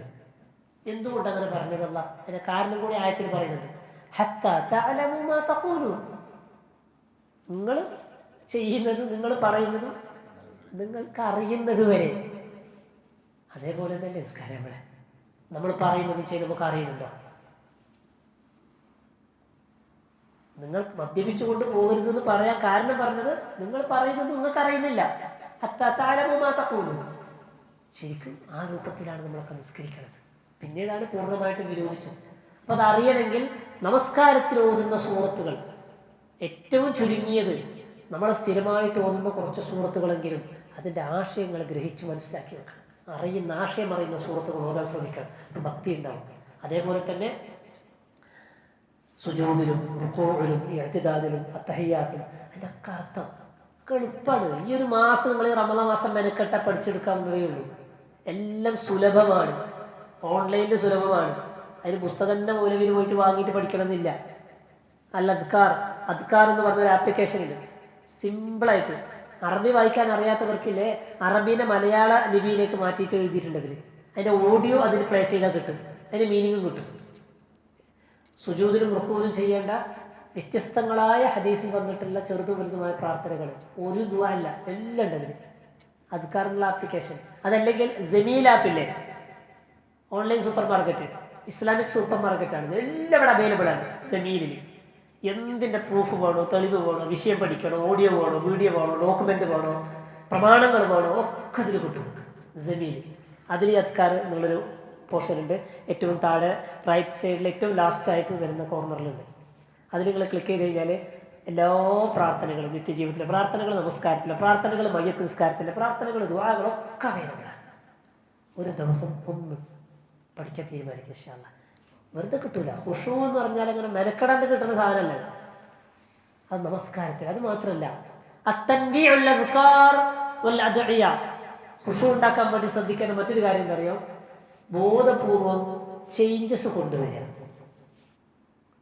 ളുഹൂർ നിസ്കരിക്കുമ്പോൾ റുക്കൂന്ന് ചൊല്ലിയത്, അസ്ർ നിസ്കരിക്കുമ്പോൾ ചൊല്ലിയത്, അതിനൊക്കെ ഒന്ന് തന്നെ. തറാവിക്കും അതന്നെ, റവാത്തിബ് നിസ്കാരത്തിലും അതന്നെ. അല്ല, ഹദീസിൽ ഒരു പ്രാർത്ഥനയല്ല വന്നിട്ടുള്ളത്, ധാരാളം പ്രാർത്ഥനകളുണ്ട്. സുബ്ഹാന റബ്ബിയൽ അഅല ഉണ്ട്, സുബ്ഹാന റബ്ബിയൽ അദീം ഉണ്ട്, അല്ലേ? സുബ്ഹാനക അല്ലാഹുമ്മ റബ്ബന വബിഹംദിക അല്ലാഹുമ്മഗ്ഫിർലി, സുബ്ബൂഹുൻ ഖുദ്ദൂസുൻ റബ്ബുൽ മലായികത്തി വറൂഹ്. സുജൂദിൽ ചെയ്യേണ്ട ദിക്റാണിത്. അതേപോലെ അല്ലാഹുമ്മ ഗ്ഫിർ ലി ദംബി കുല്ലഹു ദിഖ്ഖഹു വജില്ലഹു വഅവ്വലഹു വആഖിറഹു വസിർറഹു വഅലാനിയതഹു. സുജൂദിൽ ചെയ്യേണ്ട ദുആണ്. തറാവീഹ് നിസ്കാരത്തിലൊക്കെ അത് ചൊല്ലാം. ഇത്ര അർത്ഥവിശാലമുള്ള പ്രാർത്ഥന. അല്ലാഹുമ്മ ഗ്ഫിർ ലി ദംബി, അല്ലാഹുവിൻ്റെ പാപം നീ പൊറുക്കണേ. കുല്ലഹു എല്ലാം, ദിഖ്ഖഹു വജില്ലഹു അതിൻ്റെ ആഴത്തിലും പരപ്പിലും, അതിൻ്റെ ഡീപ്നെസ്, ഒരു തെറ്റിൻ്റെ ഡീപ്നെസ് അള്ളാഹ്ക്കറിയാം. ഈ പലിശയുമായിട്ടുള്ള ഇടപാടില്ലേ, ഇൻട്രസ്റ്റുമായിട്ടുള്ള കണക്ഷൻ ഏതെങ്കിലും രൂപത്തിലാവാം. വാങ്ങിയിട്ടില്ല, കൊടുക്കേണ്ടി വന്നിട്ടുണ്ട്. വാങ്ങിയിട്ടില്ല, കൊടുത്തിട്ടില്ല. ചങ്ങായിക്ക് ബാങ്കിലേക്ക് പോകുമ്പോൾ ഒന്ന് ഒപ്പിടാൻ വേണ്ടി പോയത്, സാക്ഷി നിൽക്കാൻ പോയത്, എഴുതി കൊടുക്കാൻ വേണ്ടി പോയത്, സവാ ഒക്കെ സമാനം. ലാന ആഖിലു റിബ വമൂഖിലഹു വകാതിബഹു വശാഹിദൈഹി ഖാലഹും സവാ. സ്വന്തം മാതാവിനെ വ്യഭിചരിക്കുന്നതിനേക്കാൾ വലിയ പാപം 36 വ്യഭിചാരത്തിന് സമം എന്നൊക്കെ പലിശയെക്കുറിച്ച് പറഞ്ഞിട്ടുണ്ട്. അതിൻ്റെ ആഴവും പരപ്പൊക്കെ പടച്ചോനറിയാം. നമ്മൾ ബന്ധപ്പെടുന്ന പാപങ്ങൾ. അല്ലാഹുമ്മ ഗ്ഫിർ ലി ദംബി കുല്ലഹു ദിഖ്ഖഹു വജില്ലഹു. ഒരു അന്യ സ്ത്രീയുമായിട്ട് ടച്ച് ചെയ്യാന്ന് പറയുന്നത് ആണി അടിച്ചിട്ട് കയറ്റുന്നതിനേക്കാളും അപകടമാണ്. ഒരു തീക്കട്ട കയ്യിൽ പിടിക്കുന്നതിനേക്കാൾ ഗുരുതരമാണ്. പാപങ്ങളുടെ ഗൗരവം എന്ന് പറയില്ല. അല്ലാഹുമ്മ ഗ്ഫിർ ലി ദംബി കുല്ലഹു ദിഖ്ഖഹു വജില്ലഹു വഅവ്വലഹു വആഖിറഹു, ആദ്യത്തിൽ ചെയ്തതും പിന്നീട് അവസാനത്തിൽ ചെയ്തതും, വസിർറഹു വഅലാനിയതഹു, രഹസ്യമായിട്ട് ആരും അറിയാതെ ചെയ്തത്, സീക്രട്ടായിട്ട്. ഭാര്യക്കറിയില്ല, ഉമ്മക്കറിയില്ല, ഉപ്പക്കറിയില്ല, നമ്മൾ പഠിച്ചവന് മാത്രം അറിയുന്നത്. വഅലാനിയതഹു, ആളുകൾക്ക് അറിഞ്ഞ തെറ്റുകളുണ്ട്, പരസ്യമായിട്ട് ചെയ്യണത്. എല്ലാം പുറത്തു തന്നെ. പാപമോചനത്തിൻ്റെ അല്ലാഹുമായിട്ട് നല്ല റിലേഷൻ ഉണ്ടാകുമ്പോഴുള്ള പ്രാർത്ഥനയാണത്. സുജൂദിൽ എത്ര പ്രാർത്ഥനകളുണ്ട്. നമ്മളെപ്പോഴും സുബ്ഹാന റബ്ബിയൽ അഅല ആണെങ്കിൽ എപ്പോഴും തന്നെ. അതല്ലെങ്കിൽ സുബ്ഹാനക അല്ലാഹുമ്മ റബ്ബന വബിഹംദിക അല്ലാഹുമ്മ ഗ്ഫിർലി, എല്ലാ നിസ്കാരത്തിൽ അങ്ങനെയല്ല. നിസ്കാരത്തിൽ കയ്യെട്ടി കഴിഞ്ഞാൽ ആദ്യം എന്താ ഓതണ്ടേ? വജ്ഹതു. എല്ലാവരും പറയുന്നത് തന്നെയാണ് വജ്ഹതു. അത് തന്നെ ഫുള്ളായിട്ട് അറിയില്ല. വജ്ഹത്തുവിൻ്റെ കഷ്ണം നമ്മൾ ഓതാറുണ്ട്. وجهت وجهي للذي فطر السماوات والأرض حنيفا مسلما وما أنا من المشركين إن صلاتي ونسكي ومحياي ومماتي لله رب العالمين لا شريك له وبذلك أمرت وأنا من المسلمين. طول اللهم أنت الملك لا إله إلا أنت خلقتني أنا عبدك ظلمت نفسي فاعترفت بذنبي فاغفر لي ذنوبي جميعا واهدني لأحسن الأخلاق لا يهدي لأحسنها إلا أنت واصرف عني سيئها لا يصرف عني سيئها إلا أنت لبيك وسعديك والخير كله بيديك والشر ليس إليك أنا بك وإليك أستغفرك وأتوب إليك. وجهت ബാക്കിയത് നമ്മൾ കട്ടിട്ട് ശരിച്ച് നിർത്തി. ഉണ്ടതന്നെ അറിയില്ല, പഠിക്കാൻ ശ്രമിച്ചിട്ടില്ല, നിസ്കാരത്തിൽ ഖുശൂഇല്ല. ഫർള് നിസ്കാരങ്ങളിൽ നബി സല്ലല്ലാഹു അലൈഹി വസല്ലം പഠിപ്പിച്ച വജ്ഹത്ത് ഏതാ? അതിൻ്റെ വജ്ഹത്ത് നമ്മൾ അങ്ങനെയാണല്ല, ചില സാധനത്തിന് പേരിടൽ അതിൻ്റെ ബേസിക് പേര് സർപ്പ്, ടൈഡും സർപ്പന്നെ, ഏരിയലും സർപ്പന്നെ, എല്ലാം സർപ്പന്നെ. അതുപോലെയാണ് എല്ലാ വജ്ഹത്തും. അല്ലാഹുമ്മ ബാഇദ് ബൈനി വബൈന ഖതായായ കമാ ബഅഅത ബൈനൽ മശ്രിഖി വൽ മഗ്രിബ് അല്ലാഹുമ്മ നഖ്നി മിൻ ഖതായായ കമാ യുനഖ്ഖ ثوبുൽ അബീദ് മിൻ അദ്ദനസ് അല്ലാഹുമ്മ അഗ്സിൽനി മിൻ ഖതായായ ബിൽ മാഇ വസ്സൽജി വൽ ബറദ്. ടൈമായോ? ഇൻഷാല്ലാഹ് അവസാനിപ്പിക്കാം അല്ലേ? എന്താ ഇതിൻ്റെ അർത്ഥം? അല്ലാഹുമ്മ ബാഇദ് ബൈനി വബൈന ഖതായായ, എന്നെയും എൻ്റെ പാപങ്ങൾക്കിടയിൽ നീ അകൽച്ചുണ്ടാക്കണേ. ഡിസ്റ്റൻസ്, എത്ര ഡിസ്റ്റൻസ്? സൺസെറ്റിൻ്റെയും സൺറൈസിൻ്റെയും പ്ലേസ് തമ്മിൽ എത്ര ഡിസ്റ്റൻസ് ഉണ്ട്? ഉദയാസ്തമാനങ്ങൾ തമ്മിലുള്ള അകലം എന്നെയും എൻ്റെ തെറ്റുകൾക്കിടയിൽ ഉണ്ടാക്കണേ.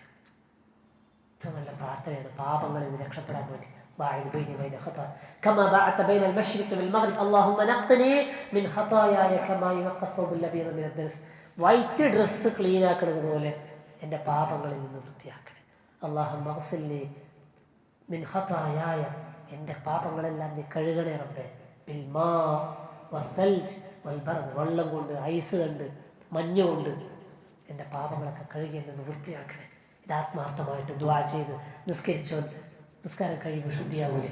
നബി സല്ലല്ലാഹു അലൈഹി വസല്ലം പറഞ്ഞില്ലേ, നിങ്ങളെ പുറൻ്റെ മുമ്പിലൂടെ പുഴ ഒഴുകുന്നുണ്ട്, റിവർ ഒഴുകുന്നുണ്ട്, 5 നേരം പോയിട്ട് അവിടെ കുളിക്കുന്നു, ഓൻ്റെ ശരീരത്തിൽ വേറെ അഴുക്ക് എന്തെങ്കിലും ഉണ്ടാവുമോ? അതുപോലെ 5 നേരം നിസ്കരിക്കുന്നവൻ്റെ മനസ്സിൽ ഒരു അഴുക്കുണ്ടാവില്ല, ഒരു പാപത്തിൻ്റെ കറയുണ്ടാവില്ല. പക്ഷെ ഇങ്ങനെ നിസ്കരിക്കണം, ജീവനുള്ള നിസ്കാരമാണ്. ഇതൊക്കെ വ്യത്യസ്തങ്ങളായ പ്രാർത്ഥനകൾ.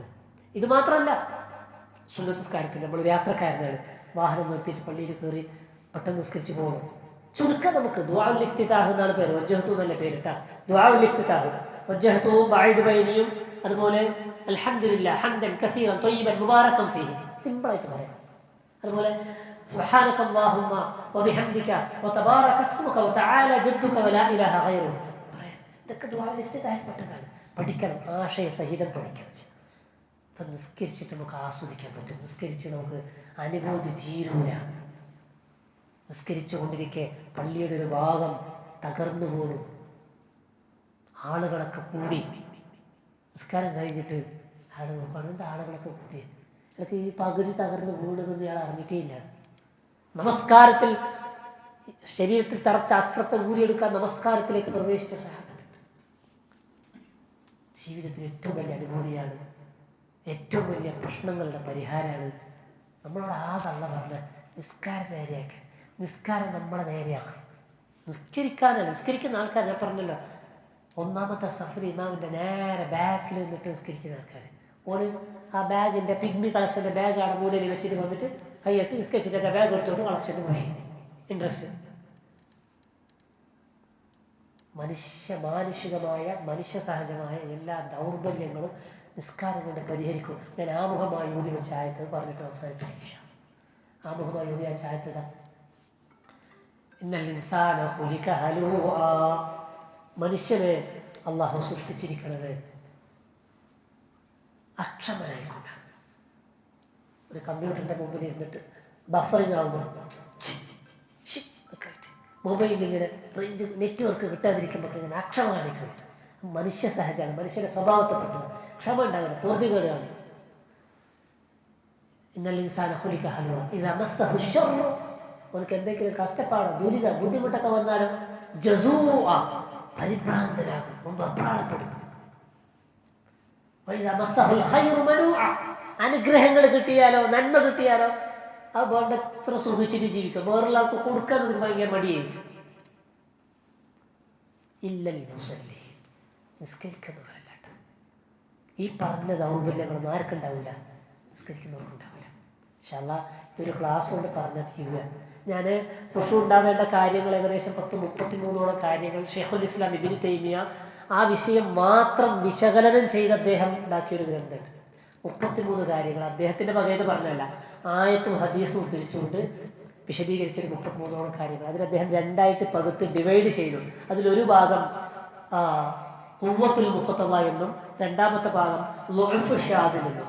ഖുവ്വത്തുൽ മുഖ്തദ എന്ന് പറഞ്ഞാൽ ഖുശൂഇനെ ശക്തിപ്പെടുത്തുന്നത്, ളുഅ്ഫു ഷാദിൽ എന്ന് പറയുന്നത് ഇതിനെ ഖുശൂഇനെ ദുർബലപ്പെടുത്തുന്ന കാര്യങ്ങൾ, അത് ഒഴിവാക്കേണ്ട കാര്യങ്ങൾ, ശ്രദ്ധിക്കേണ്ട കാര്യങ്ങൾ എന്ന് നിനക്ക് വിശദീകരിച്ചിട്ടുണ്ട്.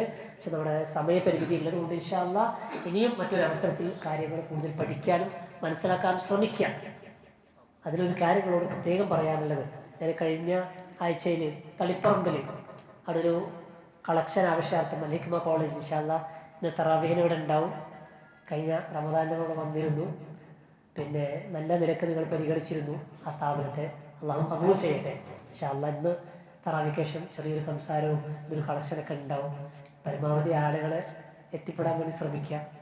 ഞാൻ പറഞ്ഞു വന്നത്, അവിടെ നിസ്കാരത്തിന് പോയപ്പോൾ വല്ലാത്തൊരു അനുഭൂതി കിട്ടിയത്, എൻ്റെ 2 സൈഡിൽ അടുത്തും വലുത്തും ഉണ്ടായ ആളുണ്ടല്ലോ, മാഷാ അല്ലാഹ് കാലോട് ചേർത്ത് നിൽക്കുന്ന ആളായിരുന്നു. നിസ്കാരം ഇങ്ങനെ നല്ലൊരു കുളിർമയോടെ നിസ്കരിക്കാൻ പറ്റി. പലപ്പോഴും പ്രശ്നം ഈ മനുഷ്യൻ്റെ അടുത്ത് വന്ന് നിന്നുപോയല്ലോ എന്ന് സങ്കടപ്പെട്ടു പോലുണ്ട്. കാരണം ഈ കാല് മുട്ടിക്കാൻ ഭയങ്കര മടിയാണ്. ഇതിൽ മുട്ടിയാൽ തന്നെ മുട്ടിയിട്ടുണ്ടോ എന്ന് വെച്ചാൽ മുട്ടീനില്ലേ, മുട്ടിയിട്ടാന്ന് പറഞ്ഞ് ഒരു ചെറുതല്ലിനെ നല്ല തൊട്ടിട്ട് അങ്ങനെയുണ്ട്. കാരണം ഇയാളിങ്ങനെ എപ്പോഴും ഇങ്ങനെ തോണ്ടിക്കൊണ്ടിരിക്കുന്നു പറഞ്ഞിട്ട് മെല്ലെ അറിയാൻ ഇങ്ങനെ മുട്ടിച്ച് വരച്ച് വെക്കും. റസൂലുള്ളാഹി സ്വല്ലല്ലാഹു അലൈഹി വസല്ലം സഫ് ശരിയാക്കാൻ പറഞ്ഞാൽ അറിയാം, തറാസു എന്ന് പറഞ്ഞാൽ. തറാസു എന്ന് പറഞ്ഞാൽ എന്താ, കല്ല് കിട്ടുന്നില്ലേ, ഇഷ്ടിക കല്ലൊക്കെ ഇങ്ങനെ കോമ്പൗണ്ടാക്കി കിട്ടൂലേ, ആ മതിൽ എവിടെയെങ്കിലും ഗ്യാപ്പുണ്ടോ, ഏതെങ്കിലും കല്ല് മുമ്പിലും ബാക്കിലുണ്ടോ, അതുപോലെയാണ് നിസ്കാരത്തിന് സഫ് വെക്കാൻ പറഞ്ഞത്. തറാസു റസാസ. നമ്മളെ പള്ളിയിലൊക്കെ എന്ന് ഞാൻ സന്ന് പറയാം, കാലുകൾക്കിടയിലൊക്കെ ഇങ്ങനെ ഗ്യാപ്പിൻ്റെ ഗൗരവം അറിയാത്തതുകൊണ്ട് 2 സൂറത്ത് ഖുർആനിൽ അണി സഫിനെ പഠിപ്പിക്കുന്ന 2, ആ പേരിൽ 2 സൂറത്ത്, അതിൻ്റെ ഗൗരവം അതിൻ്റെ പോരെ. 2 സൂറത്തിൻ്റെ പേര്, ഒന്നിൻ്റെ പേര് സഫ്, പിന്നെ സാഫാത്ത്, ബഹുവചനവും ഏകവചനവും. സഫ് എന്നുള്ള സൂറത്തിൽ പറഞ്ഞ എവിടെയാണെന്നറിയോ, ഏറ്റവും അലങ്കോലമാകാൻ സാധ്യതയുള്ള സ്ഥലമാണ് രണഭൂമി, യുദ്ധക്കളം. അല്ലാഹു പറയുന്നു, ഇന്നല്ലാഹ യുഹിബ്ബുൽ ലദീന യുഖാതിലൂന ഫീ സബീലിഹി സഫൻ കഅന്നഹും ബുന്യാനും മർസൂസ്. ഇഷ്ടിക കെട്ടിയ മതില് പോലെ നിന്നിട്ട് യുദ്ധം ചെയ്യുന്ന ആൾക്കാരാണ് അള്ളാഹ്ക്ക് ഇഷ്ടം. ആ യുദ്ധരംഗത്ത് പോലും സഫ് ശ്രദ്ധിക്കണം എന്ന് പറഞ്ഞിട്ടെങ്കിൽ റസൂലുള്ളാഹി സ്വല്ലല്ലാഹു അലൈഹി വസല്ലം നിസ്കാരത്തിൽ 5 വഖത്തിലും ഇമാമത്ത് നിന്നിട്ട് സഫ് ശരിയാക്കാൻ പറയും. ചില സമയങ്ങളിൽ റസൂൽ സഫുകൾക്കിടയിലേക്ക് ഇറങ്ങിച്ചെല്ലുന്നു, നേരെയാക്കും. വടി കൊണ്ട് കുത്തിയിട്ടില്ലേ, റസൂലുള്ളാഹിനോട് പ്രതികാരം ചോദിക്കാൻ വന്ന ആളില്ലേ, റസൂലുള്ളാഹിൻ്റെ അവസാന സമയത്തൊക്കെ സഫ് ശരിയാക്കാൻ വേണ്ടി യുദ്ധത്തിൽ ഇങ്ങനെ ഒരാൾ വടിയിൽ കുത്തിയിരുന്നു, എനിക്ക് പ്രതികാരം കൂട്ടണം റസൂലുള്ളാഹിനെ കുപ്പായം പൊക്കിയിട്ട് ആലിംഗനം ചെയ്ത സംഭവമുണ്ട്. സഫ് ശരിയാക്കാൻ റസൂലുള്ളാഹി കണിശത പാലിച്ചിരുന്നു. നമ്മളും കാണിക്കണം. അത് നമസ്കാരത്തിന് ഭക്തി കിട്ടാൻ ഒരു വഴിയാണ്. സുജൂദിൻ്റെ സ്ഥാനത്തേക്ക് നോക്കല് ആദ്യം കൊണ്ടുവരാൻ നമ്മളെ കണ്ണിനെ കേട്ടോ. ഭക്തി നമ്മളെ ചിന്ത തെറ്റിക്കുന്നതിന് മുമ്പ് ആദ്യം തെറ്റിക്കല് നമ്മളെ കണ്ണിനെ കാഴ്ച. നിങ്ങൾ നോക്കി, നിങ്ങളെ ചിന്ത വേറെടക്കം പോയിട്ടുണ്ടെങ്കിൽ ഉടനെ ശ്രദ്ധിച്ചാൽ നിങ്ങളെ കണ്ണെവിടെയെങ്കിലും എത്തിയിട്ടുണ്ടാവും. സുജൂദിൻ്റെ സ്ഥാനത്തേക്ക് നോക്കുക. അവിടെ നമ്മൾ നോട്ടത്തെ പിടിച്ചു നിർത്തിയ ഒരു പരിധി വരെ നമുക്ക് അനാവശ്യമായ ചിന്തകളിൽ നിന്ന് മനസ്സിനെ പിടിച്ചു നിർത്താൻ പറ്റും. ഇൻഷാ അല്ലാഹ് പഠിക്കാൻ പറഞ്ഞല്ലോ, 33 കാര്യങ്ങളുണ്ട്. ഞാൻ ഏകദേശം ഒരു 10 താഴെ ഞങ്ങളോട് പറഞ്ഞിട്ടുള്ളൂ. അല്ലാഹു കൂടുതൽ പഠിക്കാനും മനസ്സിലാക്കാനും ജീവിതത്തിൽ പ്രാവർത്തികമാക്കാനുള്ള തൗഫീഖ് അനുഷ്ഠിക്കുമാറാകട്ടെ. ആസ്വദിച്ച് നിസ്കരിക്കണം, അനുഭവിച്ച് നമസ്കരിക്കണം. നിസ്കാരത്തിലൂടെ നമുക്ക് ഒരു സുഖവും ആനന്ദവും അനുഭൂതിയൊക്കെ കിട്ടണം. അങ്ങനെ അതൊരു ആസ്വാദനമായി മാറണം. അല്ലാഹു തൗഫീഖ് അനുഷ്ഠിക്കുമാറാകട്ടെ. ഇത്രയും കാലം നമ്മളൊക്കെ നിസ്കരിച്ചു, ഒരുപാട് വീഴ്ചകളും പോരായ്മകളൊക്കെ വന്നിട്ടുണ്ടാകും. അല്ലാഹു സുബ്ഹാനഹു വ തആല അതൊക്കെ മാപ്പാക്കി ഖബൂൽ ചെയ്യുമാറാകട്ടെ. ഇനിയുള്ള കാലം ആസ്വദിച്ച് അറിഞ്ഞ് മനസ്സിലാക്കി അർത്ഥം മനസ്സിലാക്കിയിട്ടൊക്കെ നിസ്കരിക്കാൻ തൗഫീഖ് നൽകട്ടെ. റമദാനാകുമ്പോൾ നല്ല കാരീനെ കൊണ്ടുവരാൻ വേണ്ടിയിട്ട് നോർത്ത് ഇന്ത്യയിലും അല്ല കേരളത്തിലൊക്കെ നല്ല നാളെ കൊണ്ടിട്ട് നിർത്തും. നമസ്കാരത്തിൻ്റെ ഖുശൂഇൽപ്പെട്ടതാണ് തജ്വീദോടെ, തർത്തീലോടെ, ശബ്ദഭംഗിയിൽ ഖുർആൻ പാരായണം ചെയ്യുക എന്നുള്ളത്. എന്നാൽ അത് നമ്മൾ മനസ്സിലാക്കിയ പോലെയല്ല. ഒരു പാട്ട് പാടുന്ന രാഗത്തിലുള്ള ഒരാളെ കൊണ്ടുവന്ന് നിർത്തലല്ല എൻ്റെ ഉദ്ദേശം. അതിന് പറഞ്ഞത് സമീപത്തുമൂഹു, നമ്മൾ ആ ഓത്ത് കേട്ടാൽ നമുക്ക് ഹസിബ് തുമൂഹു, നിങ്ങൾ വിചാരിക്കും എന്ത് അയാൾ ഭക്തിയുള്ള ആളാണ്, അയാൾ അർത്ഥം അറിഞ്ഞിട്ടാണ് ഓടുന്നതെന്ന് നമുക്ക് തോന്നിപ്പോവും. അതാണ് ശബ്ദഭംഗി എന്നൊക്കെ പറയുന്നത്, തഹ്സീനു സൗത്ത് എന്നൊക്കെ പറയുന്നത്. അപ്പോൾ ആ രൂപത്തിൽ നമ്മളങ്ങനെ തജ്വീദിൻ്റെ നിയമങ്ങളൊക്കെ പഠിച്ചിട്ട് അതേപോലെ നിസ്കരിക്കുക. ഇമാമത്ത് നിന്ന ആൾ ഓത്ത് ഉഷാറാണ്, ഒറ്റയ്ക്ക് നിസ്കരിച്ചാലോ 5 സെക്കൻഡിൽ ഫാത്തിഹയും കഴിഞ്ഞ് സൂറത്തും കഴിഞ്ഞു. അങ്ങനെ ആകാൻ പാടില്ല. നമ്മൾ ശബ്ദം നന്നാക്കേണ്ടത് ജനങ്ങൾക്ക് വേണ്ടിയല്ല, അള്ളാഹുവിന് വേണ്ടിയാണ്. ഒറ്റയ്ക്ക് നിസ്കരിക്കുമ്പോൾ അള്ളാഹ് തന്നെ, ജമാഅത്ത് നിസ്കരിക്കുമ്പോൾ അള്ളാഹ് തന്നെ.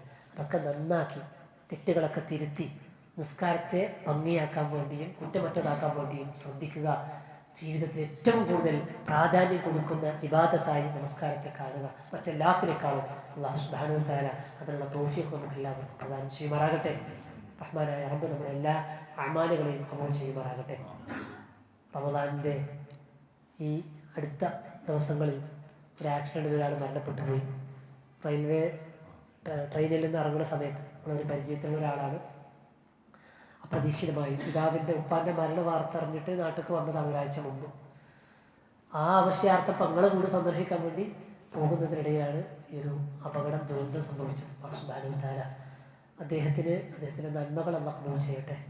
അദ്ദേഹത്തിന് എന്തെങ്കിലും അബദ്ധങ്ങളും പാളിച്ചകളും വന്നു പോയിട്ട് അല്ലാഹു പുറത്തു കൊടുക്കട്ടെ. റഹ്മാനായ റബ്ബ് അത്തരം അപകട മരണങ്ങളിൽ നിന്നും ദുരന്തങ്ങളിൽ നിന്നും നമ്മയും കുടുംബത്തെയും അല്ലാഹു കാക്കട്ടെ. മാരകമായ രോഗം ബാധിച്ച് പ്രാർത്ഥിക്കാൻ പറഞ്ഞിട്ടുണ്ട്. അല്ലാഹു സുബ്ഹാനഹു വ തആല ആജിലായ ശിഫാ പ്രദാനം ചെയ്യുമാറാകട്ടെ.